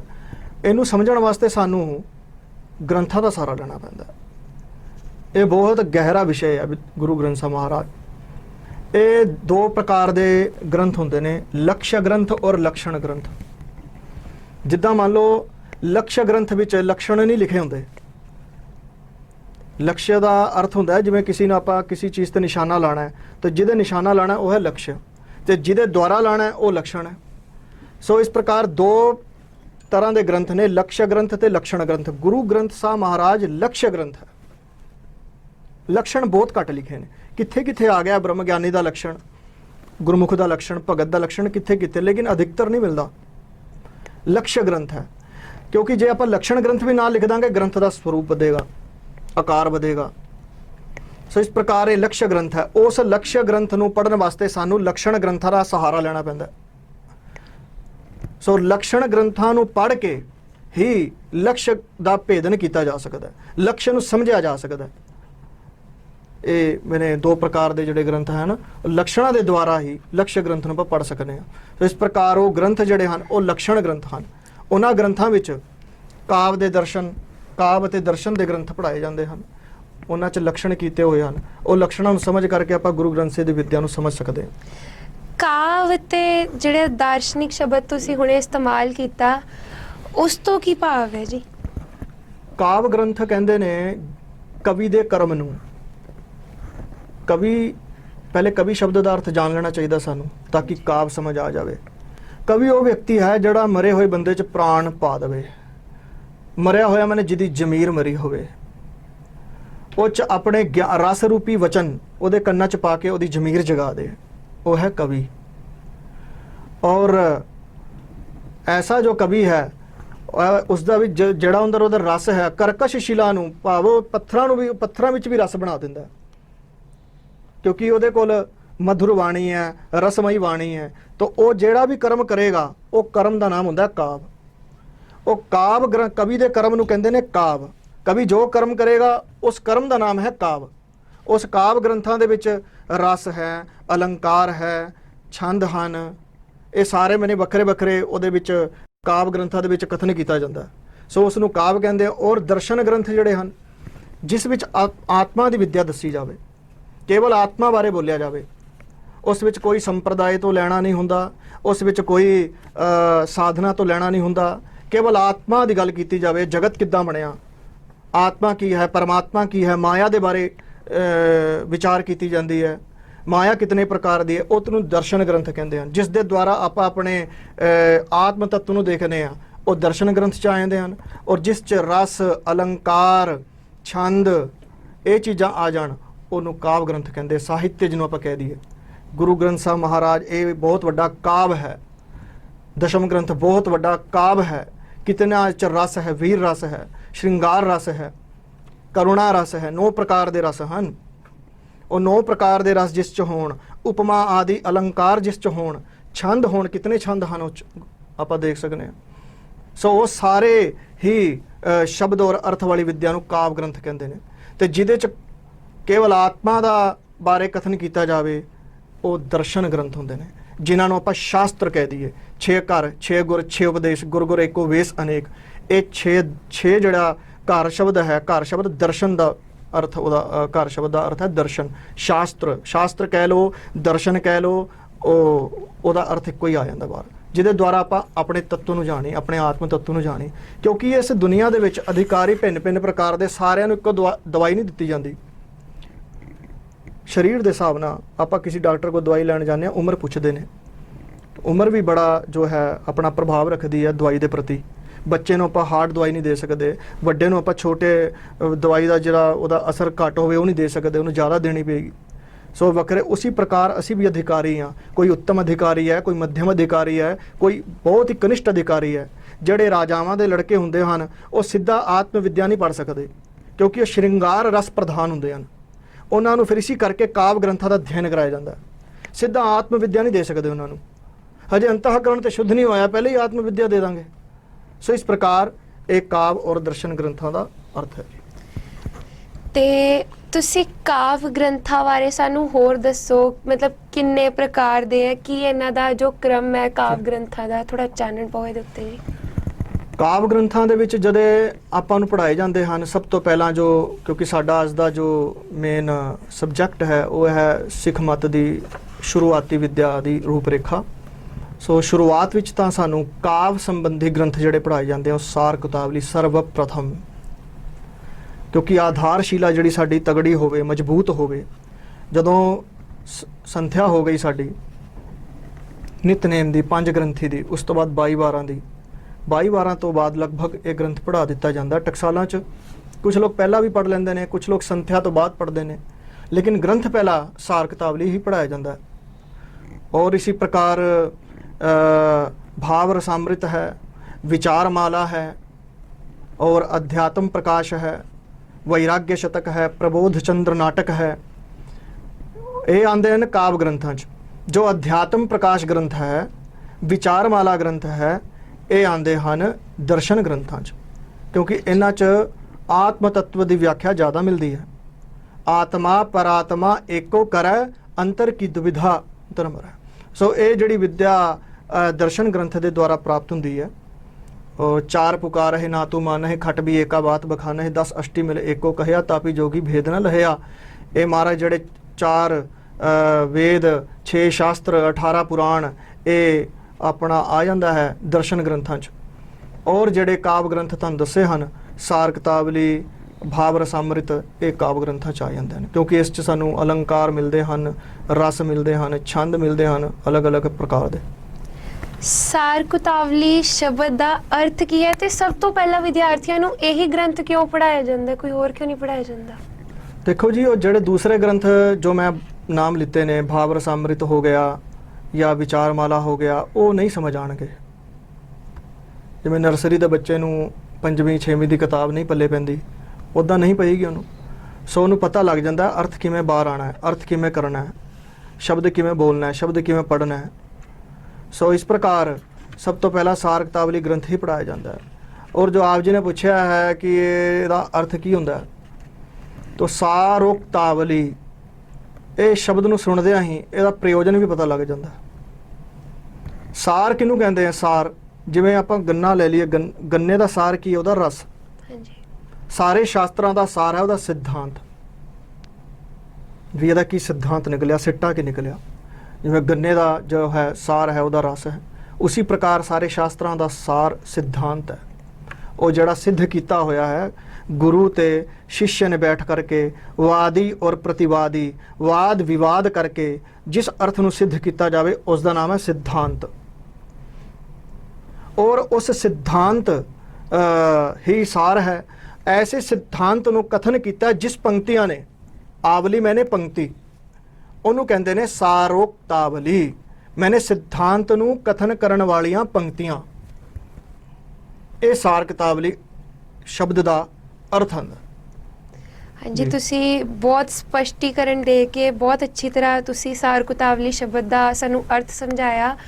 ਤੇ ਮੈਂ ਥੋੜਾ ਇਸ ਬਾਰੇ ਹੋਰ ਤੁਹਾਡੇ ਤੋਂ ਜਾਣਨਾ ਚਾਹਾਂਗੀ। ਸਾਰ ਕੁਤਾਵਲੀ ਜੋ ਗ੍ਰੰਥ ਹੈ, ਇਹ ਇਹਨਾਂ ਦੇ ਲੇਖਕ ਕੌਣ ਹਨ ਜੀ? ਜੀ, ਇਹ ਗ੍ਰੰਥ ਜੋ ਹੈ ਇਹ श्री गुरु अमरदास जी महाराज जी दे समय एक पंडित बेणी प्रसाद गुरु महाराज जी दे दर्शन करन आया सी, और उस प्रथाएं महाराज जी ने एक शब्द भी उच्चारण किया, एहो मन गिरही के एहो मन उदासी। ये शब्द महाराज जी ने उस बेणी प्रसाद नामक पंडित दे प्रथाएं उच्चारण किया है, उसका उद्धार किया है।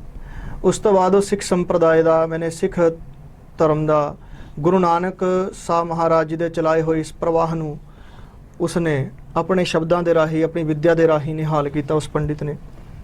उसी पंडित की कुल विचों एक पंडित होए हन पंडित हरिदयाल जी, वो इस ग्रंथ के राइटर हैं। अर्थात गुरु घर नाल इन्हां दा संबंध है, इहदा कहण दा भाव होया। इन्हां ने जिथे सिख मत की विद्या पढ़ी सी, उत्थे इन्हां ने शास्त्रां की विद्या पढ़ी सी, होर भाषावां दे ज्ञाता सन। सो ये बहुत महान विद्वान होए हैं। इन्होंने चाणक्य नीति, हितोपदेश, पंचतंत्र, ये 3-4 ग्रंथां नाल भाषा दे विच उलत्था कीता है। संस्कृत ग्रंथां नूं पढ़न वास्ते पहले संस्कृत व्याकरण अत्यंत जरूरी है। सानू कर्ता, कर्म, करण, संप्रदान इहदा ज्ञान होएगा तां ही आपां किसी शब्द नूं सही उच्चारण कर पावांगे। संस्कृत विद्या बड़ी क्लिष्ट है, 8-9 साल लगते हैं, 5 साल तो पक्के ही हैं यदि व्याकरण नूं पढ़न वास्ते।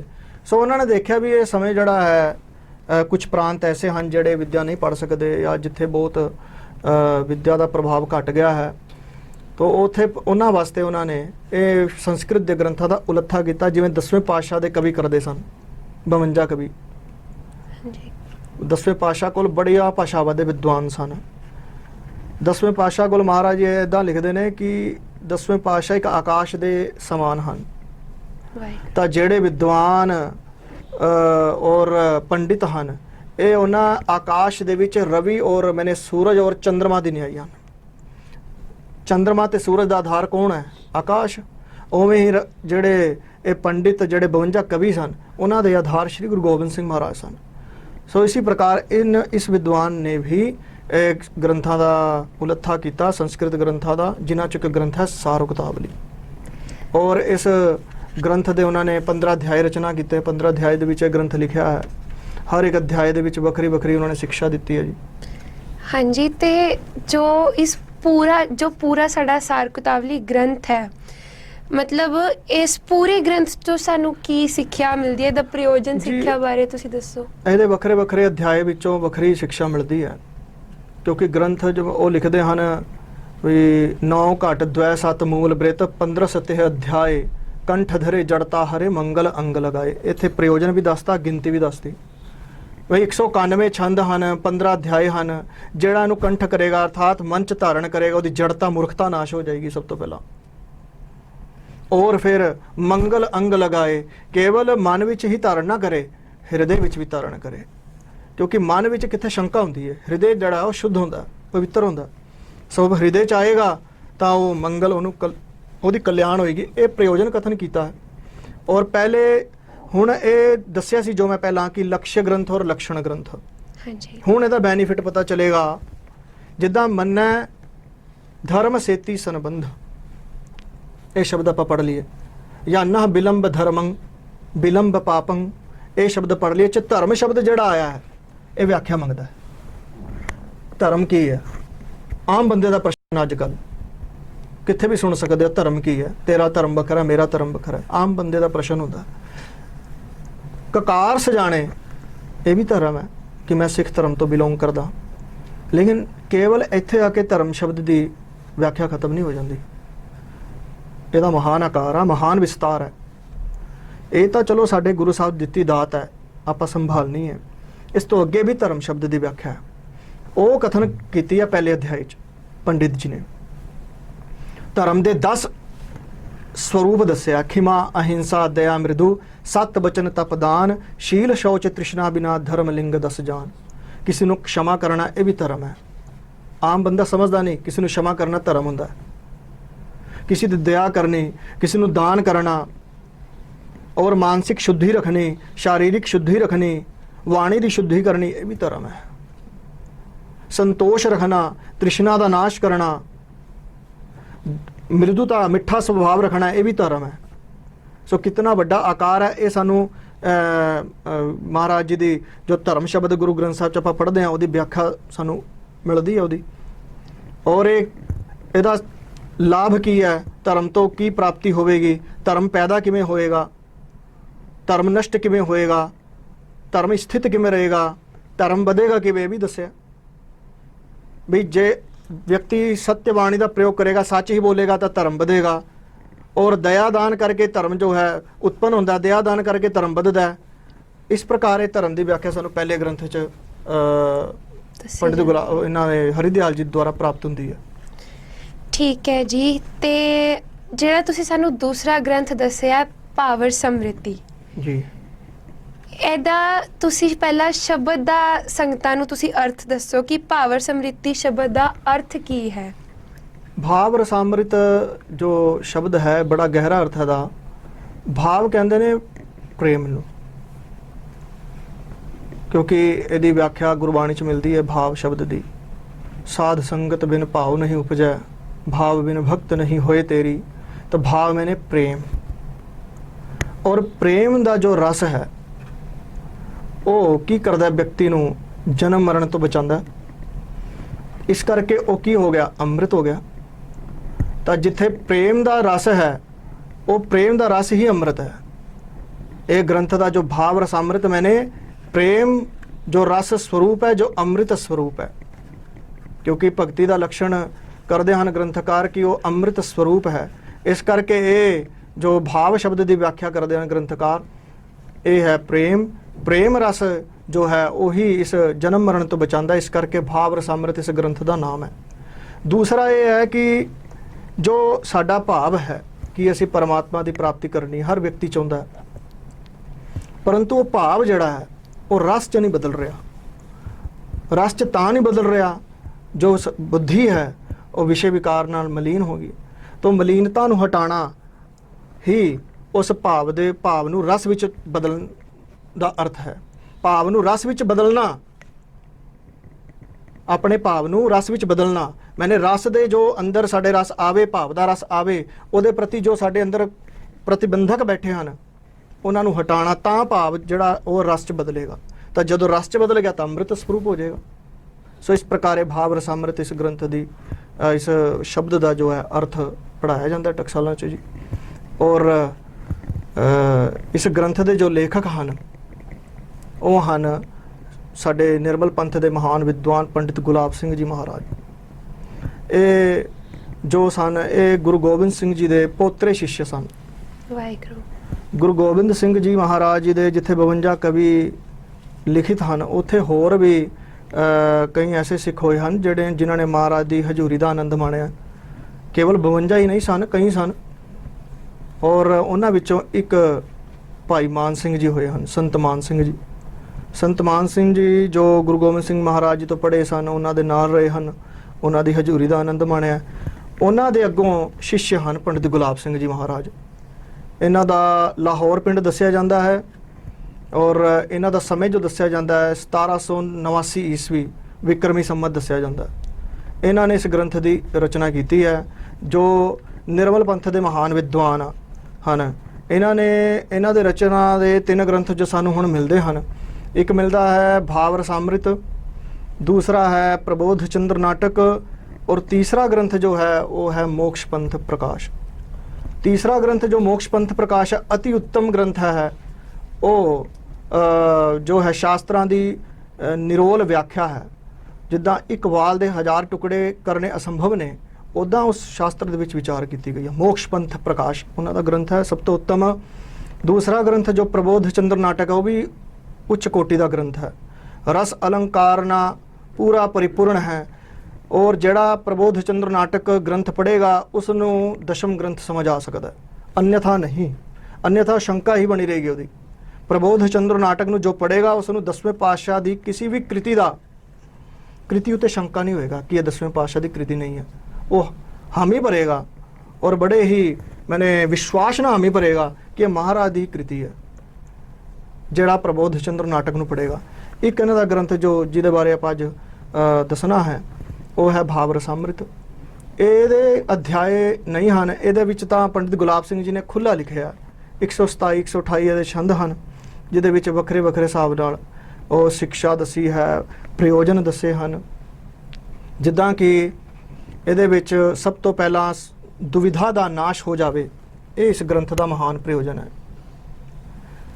ਜੋ ਸੰਸਾਰ ਦੇ ਵਿੱਚ ਸਾਰੇ ਲੋਕਾਂ ਨੂੰ ਦੁਵਿਧਾ ਪਈ ਹੋਈ ਹੈ ਕਿ ਮੈਂ ਇਹ ਕੰਮ ਕਰਾਂ ਕਿ ਇਹ ਕੰਮ ਕਰਾਂ, ਪਰਮਾਤਮਾ ਦੀ ਪ੍ਰਾਪਤੀ ਕਰਾਂ ਕਿ ਮੈਂ ਆਪਣਾ ਵਿਵਸਾਏ ਕਰਾਂ।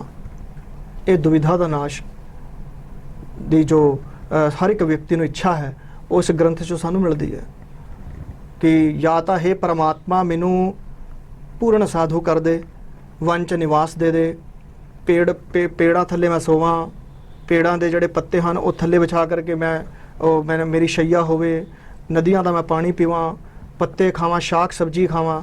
ਇੰਨਾ ਵਿਰਕਤ ਮੈਨੂੰ ਕਰ ਦੇ, ਸੰਸਾਰ ਦਾ ਮੁਹਤਾਜੀ ਨਾ ਕਰੀ।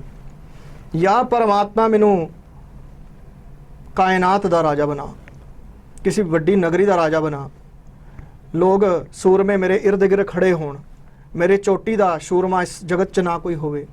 ਇੱਦਾਂ ਦਾ, ਕਿਉਂਕਿ ਦੁਵਿਧਾ ਮੈਂ ਨਰ ਸਦ ਦੁਖੀ, ਦੁਵਿਧਾ ਵਿੱਚ ਸਦਾ ਬੰਦੇ ਨੂੰ ਦੁੱਖ ਹੀ ਮਿਲਦਾ ਹੈ ਕਿਉਂਕਿ ਦੋਨੋਂ ਔਰ ਕਾਮਨਾ ਹੁੰਦੀ ਹੈ ਨਾ।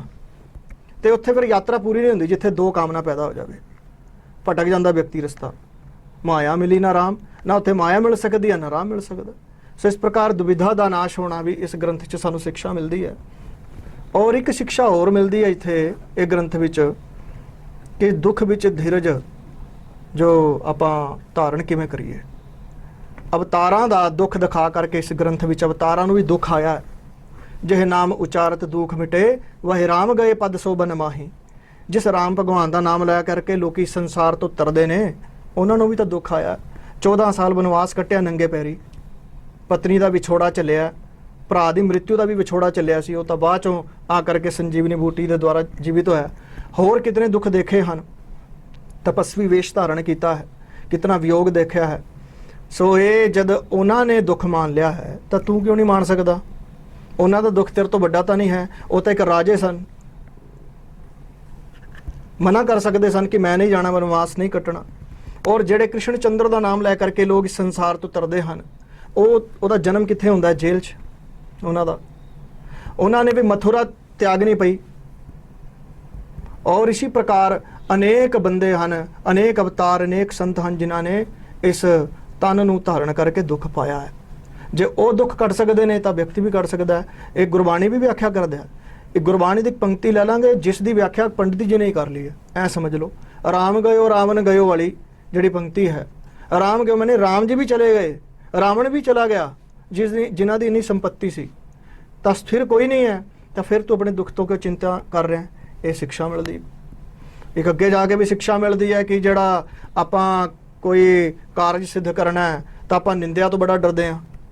ਤੇ ਜਿਹੜੇ ਮੂਰਖ ਵਿਅਕਤੀ ਨਿੰਦਾ ਕਰਦੇ ਹਨ, ਉਹ ਨਿੰਦਾ ਤੇ ਧਿਆਨ ਨਾ ਦੇਣਾ, ਤਾਂ ਹੀ ਆਪਾਂ ਆਪਣਾ ਕਾਰਜ ਸਿੱਧ ਕਰ ਸਕਨੇ ਹਾਂ। ਕਿਉਂਕਿ ਪਰਮਾਤਮਾ ਨੇ, ਪੰਡਿਤ ਗੁਲਾਬ ਸਿੰਘ ਜੀ ਲਿਖਦੇ ਹਨ, ਪਰਮਾਤਮਾ ਨੇ ਮੂਰਖ ਕੁਝ ਐਸੇ ਰਚਨਾ ਕੀਤੇ ਹਨ ਜਿਹੜੇ ਗੁਣਾਂ ਦੇ ਵਿੱਚ ਦੋਸ਼ ਲਾਉਂਦੇ ਹਨ। ਗੁਣੇਸ਼ੂ ਦੋਸ਼ਾਰੋਪਣਮ ਇਤੀ ਨਿੰਦਾ, ਗੁਣਾਂ ਦੇ ਵਿੱਚ ਦੋਸ਼ਾਂ ਦਾ ਆਰੋਪਣ ਕਰਨਾ ਇਹ ਹੈ ਨਿੰਦਾ। ਸੋ ਇਸੇ ਵਿਅਕਤੀਆਂ ਦੀ ਪਰਵਾਹ ਨਹੀਂ ਕਰੀਦੀ। ਅਬ ਹਮ ਸ਼ਰਨ ਪ੍ਰਭੂ ਪਹਿ ਆਈਏ ਵਾਲੀ ਜੋ ਗੱਲ ਹੈ ਇਹ ਸੰਪਾਦਿਤ ਹੁੰਦੀ ਹੈ। ਅਰਥਾਤ ਵੀ ਜਦੋਂ ਆਪਾਂ ਰਸਤਾ ਫਾੜ ਹੀ ਲਿਆ ਉਦੋਂ ਆਪਾਂ ਨਿੰਦਾ ਦੀ ਪਰਵਾਹ ਨਹੀਂ ਕਰੀਦੀ। ਇਹ ਵੀ ਸਿੱਖਿਆ ਇਸ ਗ੍ਰੰਥ ਤੋਂ ਮਿਲਦੀ ਹੈ ਜੀ।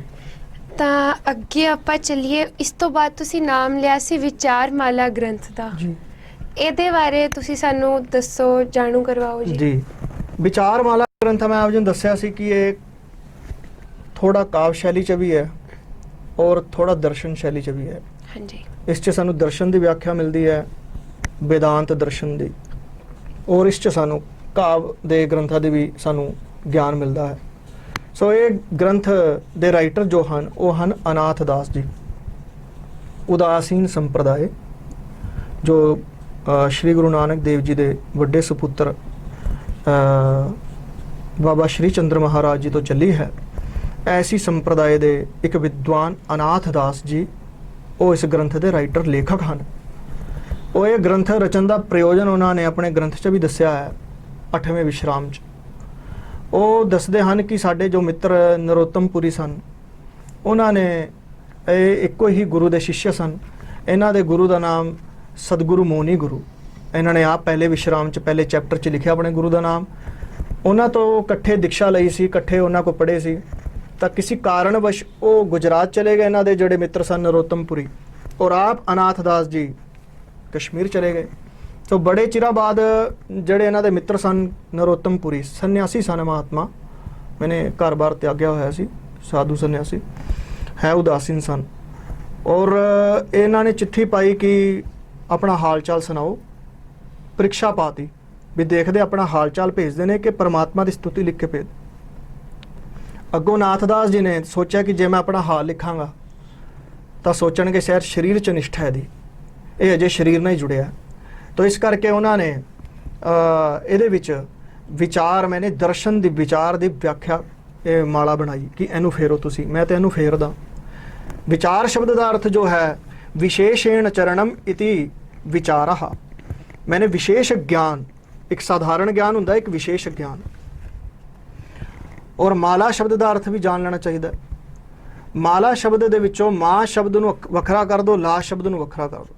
ਮਾਂ ਸ਼ਬਦ ਦਾ ਅਰਥ ਹੈ ਮਾਇਆ, ਔਰ ਲਾ ਸ਼ਬਦ ਦਾ ਅਰਥ ਹੈ ਛੇਦਨ ਕਰਨਾ, ਨਾਸ਼ ਕਰਨਾ।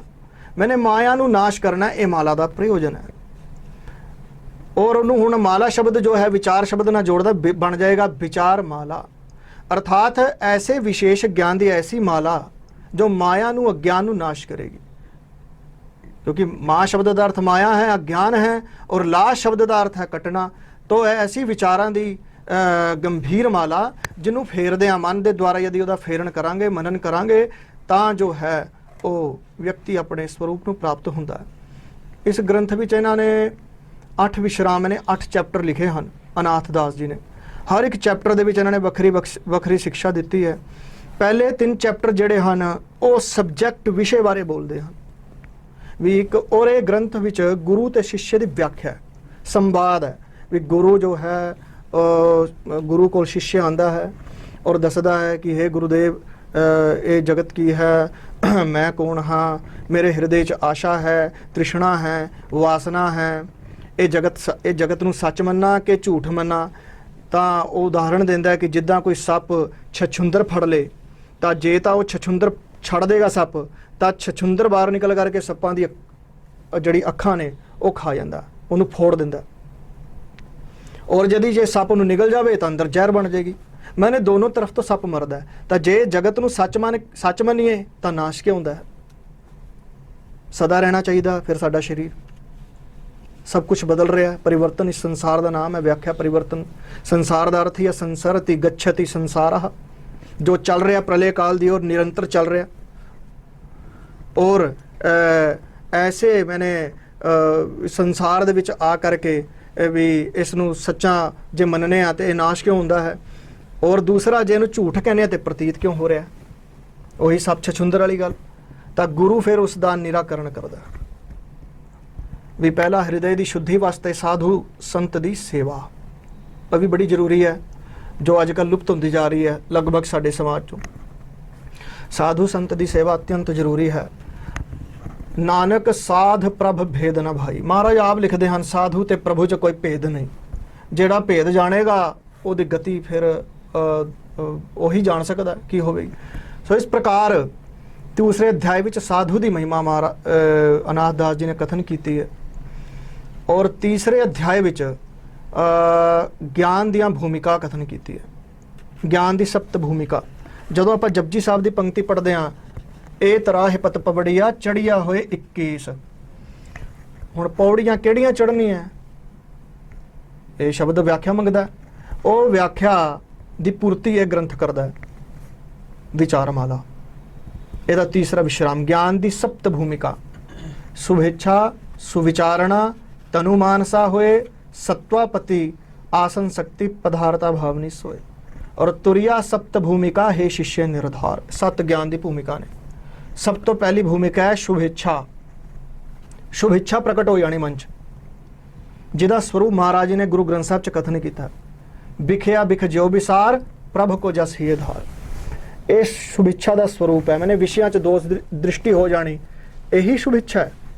फिर उस तो अगली जिहड़ी भूमिका दे विच व्यक्ति निवास करता है, क्योंकि पौड़ियां ना ये तरह पत पवड़ियां व्याख्या मंगदा शब्द। किहड़ी पौड़ियां ने, किहड़ियां चढ़नियां आपां पौड़ियां? एक आम व्यक्ति प्रश्न कर सकदा इस ते। सो उसदे प्रश्न का समाधान ये ग्रंथ करता है। तीसरा ਇਹਦਾ विश्राम। और दूसरी जड़ी है ये भूमिका है विचारणा। विचारण का स्वरूप भी महाराज जी ने गुरु ग्रंथ साहब च कथन किया। सुनहो रे तू कौन कहाँ ते आयो, एती ना जानो केतीक मुद्दत चलते खबर ना पायो। भी तू कौन है? क्या शरीर ही तेरा स्वरूप है? ये वेदांत विद्या है, ये सब तो उत्तम विद्या मानी गई है। सो इस प्रकार ये दूसरी भूमिका का नाम है सुविचारणा। अपने आप नू देखना कि मैं कौन हाँ, ये जगत कौन है, ये जगत दे विच मैनू जन्म किवें मिलिया। ये दूसरी भूमिका का प्रयोजन है। और तीसरी भूमिका दे विच जदों व्यक्ति जांदा है, उस भूमिका का नाम है तनु मानसा। जो पौड़ियां ने मन की सूक्ष्मता। जदों शुभेच्छा ते सुविचारणा, शुभेच्छा ते विचार जदों मिल जाण, उदों मन की सूक्ष्म स्थिति च चला जाता है। मन की सूक्ष्म स्थिति की है कि मत देख भूला विसरा तेरा चित्त नहीं आवे ना हो। भी ये संसार के पदार्थों के विच चित्त का रमन ना होना, परमात्मा च चित्त का रमन होना। अपने व्यवसाय च चित्त का रमन, व्यवसाय च जिसनूं परमात्मा की अनुभूति होंदी है, अपनी विद्या च जिसनूं परमात्मा की अनुभूति होंदी है, कला च अपनी परमात्मा की अनुभूति होंदी है, अपने इर्द गिर्द परमात्मा की सत्ता का अनुभव होंदा है। इनू कहंदे तनु मानसा। ये तीसरी भूमिका च व्यक्ति आ जाता। फिर इस तो जो पार जाता अगे जाता गुरु भक्ति के द्वारा गुरु के आशीर्वाद लै करके अगे वधदा है, तो चौथी भूमिका दे विच आरूढ़ हो जाता है। व्यक्ति चढ़ जाता चौथी भूमिका। उस भूमिका का नाम है सत्वापत्ति। जिहड़ी तीसरी भूमिका है उहदे च परमात्मा का साक्षात्कार नहीं होंदा। इन्ना पता लग जाता है कि परमात्मा नाम की वस्तु है जो इर्द गिर्द है साडे, लेकिन एकता नहीं होंदी। हर जंतु एक है, ये वाली गल नहीं होंदी। द्वैत एक रूप है गयो, ये वाली गल नहीं आती तीसरी भूमिका च। वो आएगी चौथी भूमिका च। सत्वापत्ति मैंने सत्व, मैंने परमेश्वर की आपत्ति, मैंने प्राप्ति हो जानी कि मैं ही हाँ, मेरे तो वखरा नहीं परमात्मा। ਹਰੀਜਨ ਤੇ ਹਰ ਇੱਕੋ ਹੀ ਹਨ। ਇਹ ਚੌਥੀ ਭੂਮਿਕਾ ਦੀ ਗੱਲ ਹੈ। ਸੋ ਇਹ ਵੀ ਮਹਾਰਾਜ ਜੀ ਕਥਨ ਕਰਦੇ ਹਨ, ਅਬ ਹਮ ਤੁਮ ਏਕ ਭਏ ਹਹੇ ਏਕੈ ਦੇਖਤ ਮਨ ਪਤੀ ਆਹੀ। ਇਹ ਗੁਰਬਾਣੀ ਚ ਆਇਆ। ਇਹ ਸਤਵਾਪੱਤੀ ਭੂਮਿਕਾ ਦੀ ਗੱਲ ਕਬੀਰ ਜੀ ਮਹਾਰਾਜ ਕਰਦੇ ਹਨ। ਇਸ ਤੋਂ ਅਗਲੀ ਭੂਮਿਕਾ ਚ ਜਦ ਜਾਂਦਾ ਬੰਦਾ, ਉਸ ਭੂਮਿਕਾ ਦਾ ਨਾਮ ਹੈ ਆਸਨ ਸ਼ਕਤੀ। ਪੌੜੀਆਂ ਨੇ, ਕਿਉਂਕਿ ਮਹਾਰਾਜ ਨੇ ਕਿਹਾ ਇਹ ਤਰਾਹੇ ਪਤ ਪਵੜੀਆਂ, ਤਾਂ ਉਸ ਸ਼ਬਦ ਦੀ ਕਿਤਨੀ ਵਿਆਖਿਆ ਹੈ। ਸੋ ਪੰਜਵੀਂ ਭੂਮਿਕਾ ਜੋ ਹੈ ਆਸਨ ਸ਼ਕਤੀ ਹੈ। ਹੁਣ ਇਹ ਚੌਥੀ ਭੂਮਿਕਾ ਦੇ ਵਿੱਚ ਤੇ ਪੰਜਵੀਂ ਭੂਮਿਕਾ ਦੇ ਵਿੱਚ ਕੀ ਅੰਤਰ ਹੈ? ਇਹਦਾ ਅੰਤਰ ਇਹ ਹੈ ਕਿ ਯद्यपि ਇੱਕ ਹੋ ਗਿਆ, ਪਰੰਤੂ ਪੂਰਨ ਰੂਪ ਨਾਲ ਨਹੀਂ ਹੋਇਆ ਜੇ। ਉਹ ਚ ਭ੍ਰਮ ਦੇ ਸੰਸ਼ੇ ਥੋੜਾ ਅਜੇ ਬਣੇ ਹਨ। ਉਹ ਪੰਜਵੀਂ ਭੂਮਿਕਾ ਦਾ ਨਿਰਾਕरण ਕਰਦੀ ਹੈ। ਔਰ ਇसी ਪ੍ਰਕਾਰ ਛठी ਭੂਮਿਕਾ ਜੋ ਹੈ ਪਦਾਰਥਾ ਭਾਵਨੀ, ਜਿੱਥੇ ਭਾਵ ਔਰ ਅਭਾਵ ਦੋਨੋਂ ਹੀ ਖਤਮ ਹੋ ਜਾਂਦੇ ਹਨ। ਨਾ ਭਾਵ ਰਹਿੰਦਾ ਹੈ ਨਾ ਅਭਾਵ ਰਹਿੰਦਾ ਹੈ। ਭਾਵ ਕਿ ਉਸ ਚ ਵਿੱਚ ਉਸ ਚ ਤਾਂ ਸੇਵਾ ਕਰਨੀ ਪੈਂਦੀ ਮਹਾਤਮਾ ਦੀ, ਐਸੀ ਭੂਮਿਕਾ ਹੈ। ਸੇਵਾ ਹੀ ਕਰਨੀ ਪੈਂਦੀ ਮਹਾਤਮਾ ਦੀ। ਨਾ ਭਾਵ ਹੈ ਨਾ ਅਭਾਵ ਹੈ। ਗੁਰੂ ਗ੍ਰੰਥ ਸਾਹਿਬ ਦੇ ਵਿੱਚ ਮਹਾਰਾਜ ਨੇ ਕਥਨ ਕੀਤਾ ਹੈ, ਤਹ ਪਾਵਸ ਸਿੰਧ ਧੂਪ ਨਹੀਂ ਛਹੀਆ ਤਹ ਉਤਪਤ ਪਰਲੋ ਨਾਹੀ। मैंने उत्थे ना तो कोई आकाश है, ना सूर्य है, ना चंद्रमा है, ना अग है, ना पानी है, ना मैं है, ना तू है। तह कौन ठाकुर कौन कही है चेरा। ना उत्ते कोई ठाकुर है ना कोई चेरा है, ना कोई दास है ना कोई उदा मालक है। ऐसी अवस्था च बंदा चले ना आत्मस्थित हो।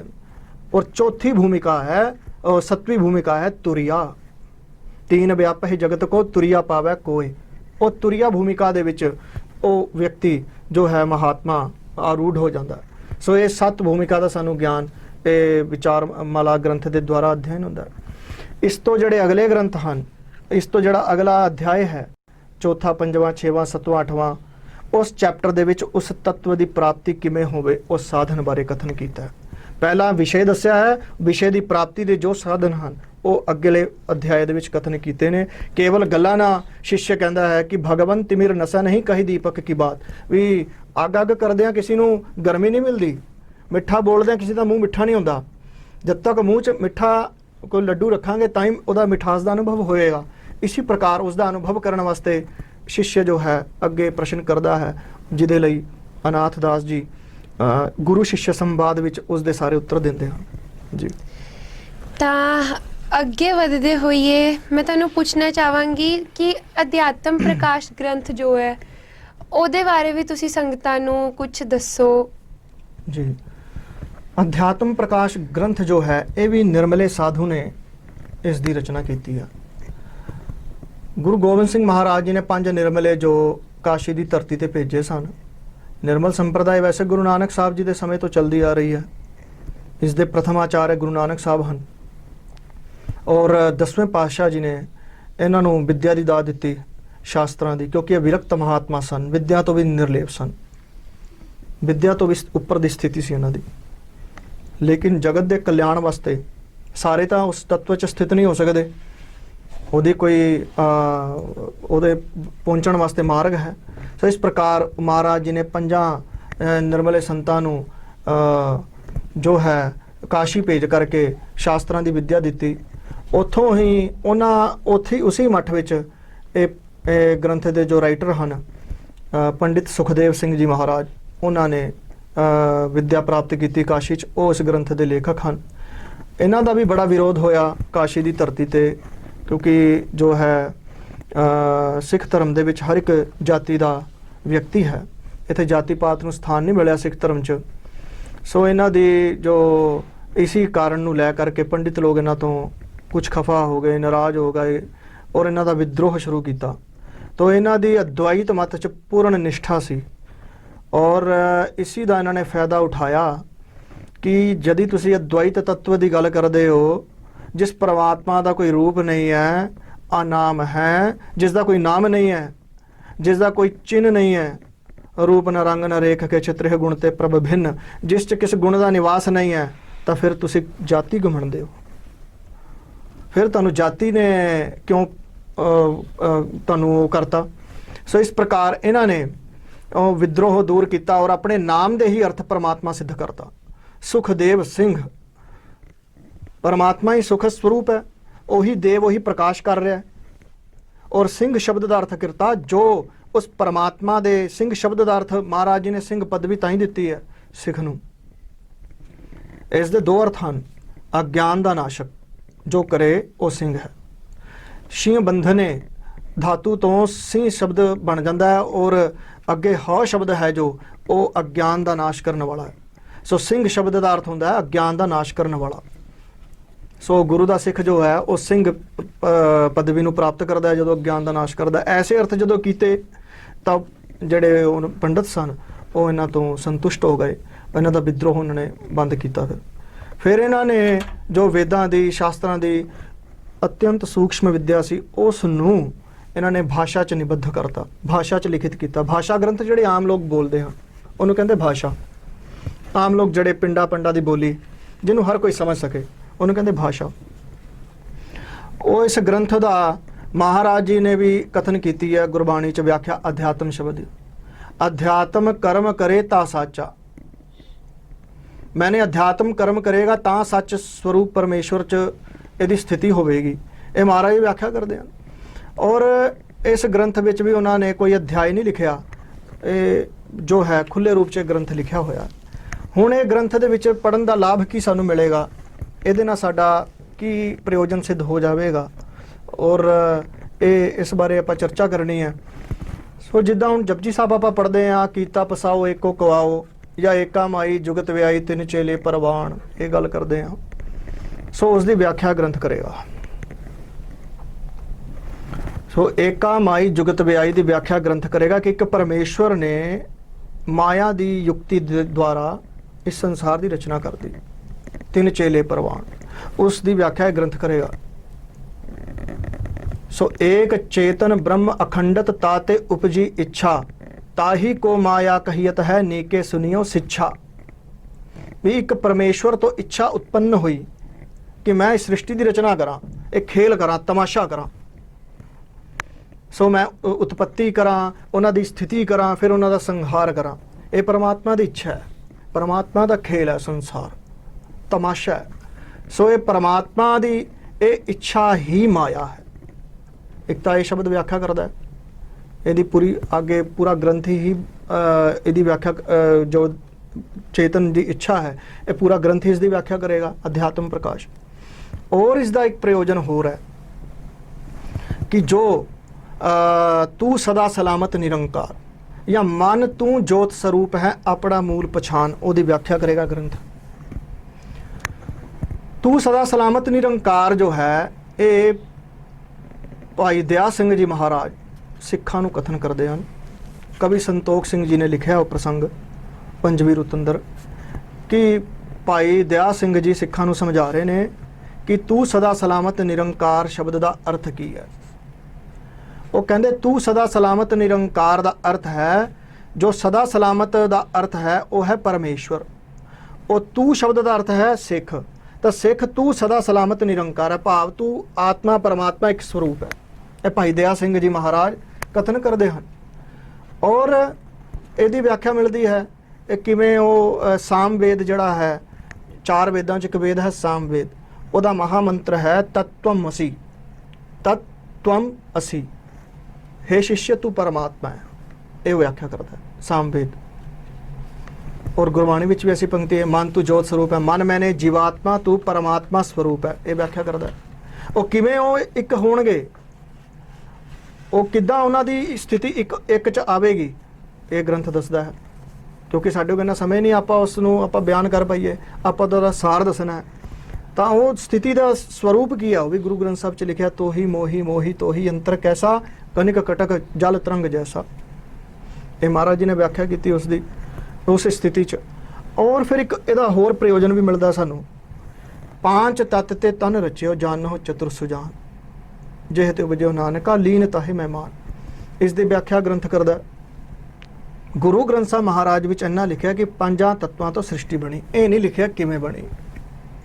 ਉਹ ਇਹ ਗ੍ਰੰਥ ਦੱਸੇਗਾ ਕਿੱਦਾਂ ਬਣੀ, ਕਿ ਪੰਜ ਤੱਤਵ ਕਿੱਥੋਂ ਪੈਦਾ ਕਰਤੇ। ਪੰਜ ਤੱਤਵਾਂ ਤੋਂ ਪਹਿਲੇ ਪਰਮਾਤਮਾ ਹੈ ਸੀ ਕਿ ਨਹੀਂ ਸੀ, ਇਹ ਵੀ ਸ਼ੰਕਾ ਹੁੰਦੀ ਹੈ। ਸੋ ਪਹਿਲੇ ਪੰਜ ਤੱਤਵਾਂ ਤੋਂ ਪਹਿਲਾਂ ਪਰਮਾਤਮਾ ਹੈ ਸੀ। ਕਿਉਂਕਿ ਇੱਕ ਨਿਯਮ ਹੈ, ਇੱਛਾ ਜਿਹਦੀ ਆਪਾਂ ਕਰਦੇ ਹਾਂ ਉਹਦੇ ਲਈ ਪਹਿਲੇ ਗਿਆਨ ਹੁੰਦਾ ਹੈ। ਬਿਨਾਂ ਗਿਆਨ ਹੋਏ ਸਾਨੂੰ ਇੱਛਾ ਨਹੀਂ ਹੋ ਸਕਦੀ। ਸੋ ਇੱਛਾ ਗਿਆਨ ਦੇ ਜਿਹੜੀ ਇੱਛਾ ਹੈ ਉਹ ਗਿਆਨ ਦੇ ਅਧੀਨ ਹੈ। ਪਹਿਲਾ ਗਿਆਨ ਹੋਵੇਗਾ, ਫਿਰ ਉਸ ਤੋਂ ਬਾਅਦ ਉਹਦੀ ਇੱਛਾ ਹੋਵੇਗੀ, ਫਿਰ ਉਸ ਨੂੰ ਆਪਾਂ ਪ੍ਰਾਪਤ ਕਰਨ ਵਾਸਤੇ ਯਤਨ ਵੀ ਕਰਾਂਗੇ। ਸੋ ਪਰਮਾਤਮਾ ਨੇ ਸੰਸਾਰ ਦਾ ਪਹਿਲੇ ਗਿਆਨ ਹੈ ਸੀ, ਕਿਉਂਕਿ ਇਹ ਜੋ ਸੰਸਾਰ ਦੀ ਉਤਪत्ति ਕੀਤੀ ਹੈ 5 ਤੱਤਵਾਂ ਤੋਂ ਕੀਤੀ ਹੈ, ਤਾਂ ਕਿੱਥੋਂ ਕੀਤੀ ਹੈ? ਤਾਂ ਮਾਇਆ ਦੇ 3 ਗੁਣਾਂ ਤੋਂ ਕੀਤੀ ਹੈ। ਮਾਇਆ ਦੇ 3 ਗੁਣਾਂ 'ਚੋਂ ਜੋ ਤਮੋ ਗੁਣ ਹੈ, ਤਮੋ ਗੁਣ ਤੋਂ ਸ੍ਰਿਸ਼ਟੀ ਬਣੀ ਹੈ, ਉੱਥੋਂ ਹੀ 5 ਤੱਤਵ ਬਣੇ ਹਨ। ਸੋ ਇਹ ਜਿਸ ਦੇ ਨਾਲ ਇਹ ਸਰੀਰ ਦੀ ਰਚਨਾ ਹੋਈ ਹੈ, ਸੋ ਨਾਸ਼ ਕਿੱਦਾਂ ਹੋਏਗਾ ਉਹ ਵੀ ਇਸ ਗ੍ਰੰਥ ਦੇ ਵਿੱਚ ਦੱਸਿਆ ਗਿਆ ਹੈ। ਸੋ ਇਸ ਪ੍ਰਕਾਰ ਇਹ ਦਾਰਸ਼ਨਿਕ ਗ੍ਰੰਥ ਹੈ। ਇਹਦੇ ਵਿੱਚ ਕੇਵਲ ਸਾਨੂੰ ਆਤਮ ਤੱਤਵ ਦੀ ਵਿਆਖਿਆ ਮਿਲਦੀ ਹੈ, ਇਰਦ ਗਿਰਦ ਨਹੀਂ ਜਾਂਦਾ ਕੋਈ ਵਿਅਕਤੀ। ਇਹ ਗ੍ਰੰਥ ਦਾ ਪ੍ਰਯੋਜਨ ਹੈ ਜੀ। ਬਹੁਤ ਬਹੁਤ ਧੰਨਵਾਦ ਜੀ ਤੁਹਾਡਾ। ਤੁਸੀਂ ਸੰਗਤਾਂ ਨੂੰ ਇਹਨਾਂ ਗ੍ਰੰਥਾਂ ਬਾਰੇ ਦੱਸਿਆ। ਜੋ ਸਾਡੀ ਵਿਦਿਆ ਹੈ, ਗੁਰਮਤ ਦੀ ਵਿਦਿਆ, ਉਹਦੇ ਬਾਰੇ ਤੁਸੀਂ ਸਾਨੂੰ ਦੱਸਿਆ, ਸੰਗਤਾਂ ਨੂੰ ਚਾਨਣ ਪਾਇਆ। ਦੇਖੋ, ਕੋਈ ਵੀ ਚੀਜ਼ ਹੁੰਦੀ ਹੈ ਨਾ, ਉਹ ਹਮੇਸ਼ਾ ਆਪਣੇ ਮੂਲ ਵੱਲ ਜਾਣ ਨੂੰ ਕੋਸ਼ਿਸ਼ ਕਰਦੀ ਹੈ। ਜਿੱਦਾਂ ਕੋਈ ਦੀਵਾ ਜਗਦਾ ਹੁੰਦਾ ਨਾ, ਉਹਦੀ ਲਾਟ ਕਦੀ ਥੱਲੇ ਵੱਲ ਨੂੰ ਨਹੀਂ ਹੁੰਦੀ। ਜਦੋਂ ਹਵਾ ਦਾ ਝੋਂਕਾ ਆਉਂਦਾ ਸਿਰਫ ਉਹ ਉਦੋਂ ਹੀ ਇੱਧਰ ਉੱਧਰ ਹਿਲਦੀ ਹੈ। ਨਹੀਂ ਤਾਂ ਆਪਾਂ ਦੇਖੀ ਨਾ, ਜਿੱਦਾਂ ਕੋਈ ਦੀਵਾ ਚੱਲਦਾ ਹੁੰਦਾ ਨਾ, ਉਹਦੀ ਲਾਟ ਉੱਪਰ ਵੱਲ ਨੂੰ ਜਾਂਦੀ ਹੁੰਦੀ ਹੈ, ਕਿਉਂਕਿ ਜੋ ਅੱਗ ਦਾ ਸਰੋਤ ਹੈ ਉਹ ਸੂਰਤ ਹੈ, ਉਹ ਸੂਰਜ ਹੈ, ਵਾਹਿਗੁਰੂ ਸੂਰਜ ਹੈ। ਤੇ ਜਿਹੜਾ ਦੀਵੇ ਦੇ ਅੰਦਰ ਲਾਟ ਚੱਲ ਰਹੀ ਹੈ ਨਾ, ਉਹ ਵੀ ਉੱਤੇ ਵੱਲ ਨੂੰ ਜਾਣ ਦੀ ਕੋਸ਼ਿਸ਼ ਕਰਦੀ ਹੈ, ਆਪਣੇ ਸਰੋਤ ਸੂਰਜ ਵੱਲ ਜਾਣ ਨੂੰ ਕੋਸ਼ਿਸ਼ ਕਰਦੀ ਹੈ। ਉਸੇ ਤਰ੍ਹਾਂ ਜੋ ਅਸੀਂ ਆ, ਜੋ ਸਾਡੇ ਅੰਦਰ ਮਨ ਤੂੰ ਜੋਤ ਸਰੂਪ ਹੈ, ਆਪਣਾ ਮੂਲ ਪਛਾਣ, ਭਾਈ ਸਾਹਿਬ ਜੀ ਨੇ ਹੁਣੇ ਦੱਸਿਆ ਕਿ ਜਿਹੜਾ ਸਾਡਾ ਮਨ ਹੈ ਨਾ, ਇਹ ਜੋਤ ਸਰੂਪ ਵਾਹਿਗੁਰੂ ਦੀ ਅੰਸ਼ ਹੈ, ਤੇ ਇਹ ਵੀ ਉਹਦੇ ਵੱਲ ਜਾਣਾ ਚਾਹੁੰਦਾ ਹੈ। ਪਰ ਜੋ ਵਿਸ਼ੇ ਵਿਕਾਰਾਂ ਦੀ ਗੰਦਗੀ, ਜਿੱਦਾਂ ਇੱਕ ਪੱਥਰ ਹੁੰਦਾ ਹੈ, ਉਹ 'ਚੋਂ ਮੂਰਤੀ ਤਰਾਸ਼ਣ ਵਾਸਤੇ ਪਹਿਲੇ ਸਾਨੂੰ ਐਕਸਟਰਾ ਪੱਥਰ ਉਹ ਤੋਂ ਕੱਢਣਾ ਪੈਂਦਾ ਹੈ, ਤਾਂ ਇੱਕ ਸੋਹਣੀ ਜਿਹੀ ਮੂਰਤ ਤਰਾਸ਼ੀ ਹੁੰਦੀ ਹੈ ਨਾ। ਉਸੇ ਤਰ੍ਹਾਂ ਸਾਡੀ ਆਤਮਾ ਹੈ, ਸਾਡੇ ਅੰਦਰ ਵਾਹਿਗੁਰੂ ਹੈ, ਪਰ ਲੇਕਿਨ ਵਿਸ਼ੇ ਵਿਕਾਰਾਂ ਕਰਕੇ ਜਿੱਦਾਂ ਉਹ ਐਕਸਟਰਾ ਪੱਥਰ ਚੜਿਆ ਹੁੰਦਾ ਹੈ ਨਾ, ਤਾਂ ਕਰਕੇ ਸਾਨੂੰ ਪਤਾ ਨਹੀਂ ਲੱਗਦਾ ਹੁੰਦਾ। ਜਿੱਦਾਂ ਉਸ ਮੂਰਤੀ ਨੂੰ ਬਣਾਉਣ ਵਾਸਤੇ ਸਾਨੂੰ ਪੱਥਰ ਨੂੰ ਤਰਾਸ਼ਣਾ ਪੈਂਦਾ ਹੈ, ਪੱਥਰ ਤਰਾਸ਼ਣਾ ਪੈਂਦਾ ਸਾਨੂੰ ਟੂਲਸ ਲੈ ਕੇ। ਜੋ ਚੀਜ਼ਾਂ ਇਸਤੇਮਾਲ ਕਰਦਾ ਇੱਕ ਮੂਰਤੀਕਾਰ, ਉਹ ਟੂਲਸ ਨੂੰ ਆਪਾਂ ਕਹਿ ਲਈਏ ਉਹ ਸਾਡੀ ਗੁਰਮਤ ਵਿਦਿਆ ਹੈ। ਜਦ ਤੱਕ ਅਸੀਂ ਮੂਰਤੀ ਨਹੀਂ ਤਰਾਸ਼ਾਂਗੇ, ਇੱਕ ਮੂਰਤ ਨਹੀਂ ਬਣੇਗੀ। ਜਦ ਤੱਕ ਅਸੀਂ ਵਿਦਿਆ ਨਹੀਂ ਵਿਚਾਰਾਂਗੇ, ਉਦੋਂ ਤੱਕ ਅਸੀਂ ਆਪਣੇ ਜੋਤ ਸਰੂਪ ਵਾਹਿਗੁਰੂ ਤੱਕ ਨਹੀਂ ਪਹੁੰਚ ਪਾਵਾਂਗੇ।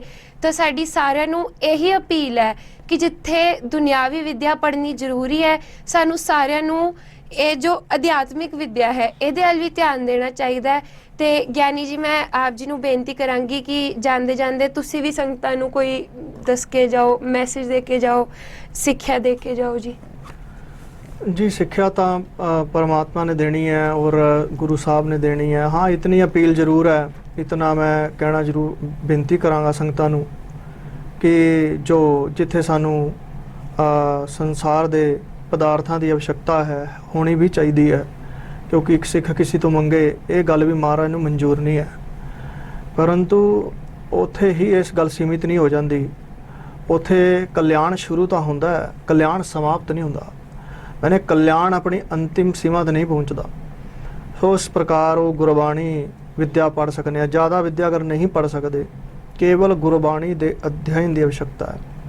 केवल आपां जो पढ़ते हाँ, पाठ करते हाँ, बिना अर्थ विचारिया पाठ करते हाँ, वो इन्ना असर नहीं करता। अर्थ जब आप विचार लाँगे तो वो कुछ ज़्यादा असर करता है। तो अर्थ विचारा होएगा, वह असर मन ते पएगा। सो इस प्रकार यही कहना चाहांगा, जे ज़्यादा विद्या नहीं पढ़ सकते, शास्त्रां की व्याख्या नहीं कर सकते, तो अपने नेड़े किथे सज्जना गुरमुखां कोलों संथ्या करके कुछ बाणी का अर्थबोध कर ले। ज़्यादा गुरबाणी का अर्थबोध नहीं कर सकता, जपजी साहब पढ़ ले, उसका अर्थ सुन ले, सुखमनी साहब का अर्थ सुन ले। सुखमनी साहब महान गुरबाणी महाराज जी की, महान तो महान रचना है। उसके एक शब्द महान व्याख्या मंगदा, उसका एक शब्द महान व्याख्या मंगदा है। सो घटो घट सानू जीवन दे विच कुछ ना कुछ विद्या की प्राप्ति करनी चाहिए। ये कभी नाश नहीं होती विद्या। विद्या जो है ना तैनूं चोर चोरी कर सके, एक खाया खर्च करदियां नाश नहीं होती। आम धन तुसी जाओ, तुहाडे को कोई खूह भर के सोना रख जाए, साल बाद आके देख लियो कट जाएगा। विद्या एक ऐसा धन है, जिन्ना वंडोगे उन्ना बढ़ेगा। ਇਸ ਸੰਕੋਚਨ ਨਾਲ ਇਹ ਘਟ ਜਾਂਦੀ ਹੈ, ਦੇਣ ਨਾਲੇ ਵੱਧ ਜਾਂਦੀ ਹੈ। ਇਹਦਾ ਉਲਟਾ ਹੀ ਸੁਭਾਅ ਹੈ। ਧਨ ਸੰਕੋਚਨ ਨਾਲ ਵੱਧਦਾ ਹੈ, ਦੇਣ ਨਾਲ ਘਟਦਾ ਹੈ। ਇਹਦਾ ਉਲਟਾ ਸੁਭਾਅ ਹੈ। ਇਸ ਕਰਕੇ ਧਨ ਦੀ ਕੋਈ ਜੋ ਹੈ ਬਰਾਬਰੀ ਨਹੀਂ ਕਰ ਸਕਦਾ ਵਿਦਿਆ ਧਨ ਦੀ। ਇਸ ਕਰਕੇ ਇਹ ਪੜ੍ਹਨੀ ਚਾਹੀਦੀ ਹੈ ਵਿਦਿਆ ਸਾਨੂੰ, ਸਾਡੇ ਗੁਰਮੁਖ ਸੱਜਣਾ ਕੋ। ਔਰ ਨੈਟ ਤੇ ਵੀ यदि नहीं जो जा सकते किसी संप्रदाय ਦੇ ਵਿੱਚ, ਕਿਉਂਕਿ ਕੁਝ ਐਸੀ ਸਥਿਤੀਆਂ ਹੁੰਦੀਆਂ ਨੇ ਜੋ ਸਾਨੂੰ ਮਜਬੂਰ ਕਰ ਦਿੰਦੀਆਂ ਨੇ ਵਿਦਿਆ ਨਾ ਪੜ੍ਹਨ ਵਾਸਤੇ, ਉਹਦੇ ਵਾਸਤੇ ਨੈਟ ਤੇ ਵੀ ਗੁਰਮੁਖ ਸੱਜਣ ਪਾਠ ਚਲਾਉਂਦੇ ਹਨ। ਇਸ ਕਰੋਨਾ ਕਾਲ ਦੇ ਵਿੱਚ ਲਗਭਗ ਨੈਟ ਤੋਂ ਹੀ ਪਾਠ ਚੱਲ ਰਿਹਾ ਹੈ। ਮੈਂ ਅੱਜ ਤੱਕ ਦਾਸ ਨੈਟ ਤੋਂ ਹੀ ਆਪਣੇ ਕਾਸ਼ੀ ਤੋਂ ਆਨਲਾਈਨ ਪੜ੍ਹਦੇ ਹਾਂ। ਔਰ ਇੱਥੇ ਵੀ ਅਸੀਂ ਅੰਬਾਲੇ ਸ਼ਹਿਰ ਦੇ ਵਿੱਚ ਜੋ ਹੈ ਗ੍ਰੰਥਾਂ ਦਾ ਅਧਿਐਨ ਪਠਨ ਪਾਠਨ ਕੀਤਾ ਹੋਇਆ। ਮਹਾਰਾਜ ਜੀ ਦੀ ਕਿਰਪਾ ਨਾਲ ਸੰਥਿਆ ਚੱਲ ਰਹੀ ਹੈ ਗੁਰਬਾਣੀ ਦੀ, ਪ੍ਰਬੋਧ ਚੰਦਰ ਨਾਟਕ ਚੱਲ ਰਿਹਾ ਹੈ। इसी प्रकार स्वेर चाणक्य नीति चल रही है। संस्कृत का मूल ग्रंथ जो है अंबाले की संगत पढ़ रही है महाराज जी की कृपा नाल। प्रबोध चंद्र नाटक जो पंडित गुलाब सिंह जी का अगला ग्रंथ है। यही बेनती है जी कि जितना हो सके विद्या का कुछ अंश उन्होंने प्राप्त करना चाहिए। महाराज जी का हुक्म है और यही मैं बेनती करना चाहवागा जी। ਆਪ ਸਾਰਿਆਂ ਦਾ ਬਹੁਤ ਬਹੁਤ ਧੰਨਵਾਦ ਸਾਧ ਸੰਗਤ ਜੀ। ਸਾਡੇ ਤੋਂ ਬੋਲਦਿਆਂ ਵਕਤ ਬਹੁਤ ਭੁੱਲਾਂ ਹੋ ਗਈਆਂ ਹੋਣਗੀਆਂ, ਅਣਜਾਣ ਬੱਚਾ ਸਮਝ ਕੇ ਮਾਫ ਕਰ ਦੇਣਾ ਸੰਗਤ ਜੀਓ। ਆਪ ਅੱਗੋਂ ਵਸਤੋਂ ਅਰਦਾਸ ਕਰਨੀ ਕਿ ਮਹਾਰਾਜ ਸਾਨੂੰ ਸਾਰਿਆਂ ਨੂੰ ਸਮਤ ਬਖਸ਼ਣ ਅਤੇ ਇਸ ਵਿਦਿਆ ਨੂੰ ਗ੍ਰਹਿਣ ਕਰਨ ਦਾ ਵੀ ਬਲ ਬਖਸ਼ਣ। ਤੋ ਆਓ ਇੱਥੇ ਹੀ ਸਮਾਪਤੀ ਕਰੀਏ ਜੀ। ਵਾਹਿਗੁਰੂ ਜੀ ਕਾ ਖਾਲਸਾ, ਵਾਹਿਗੁਰੂ ਜੀ ਕੀ ਫਤਿਹ।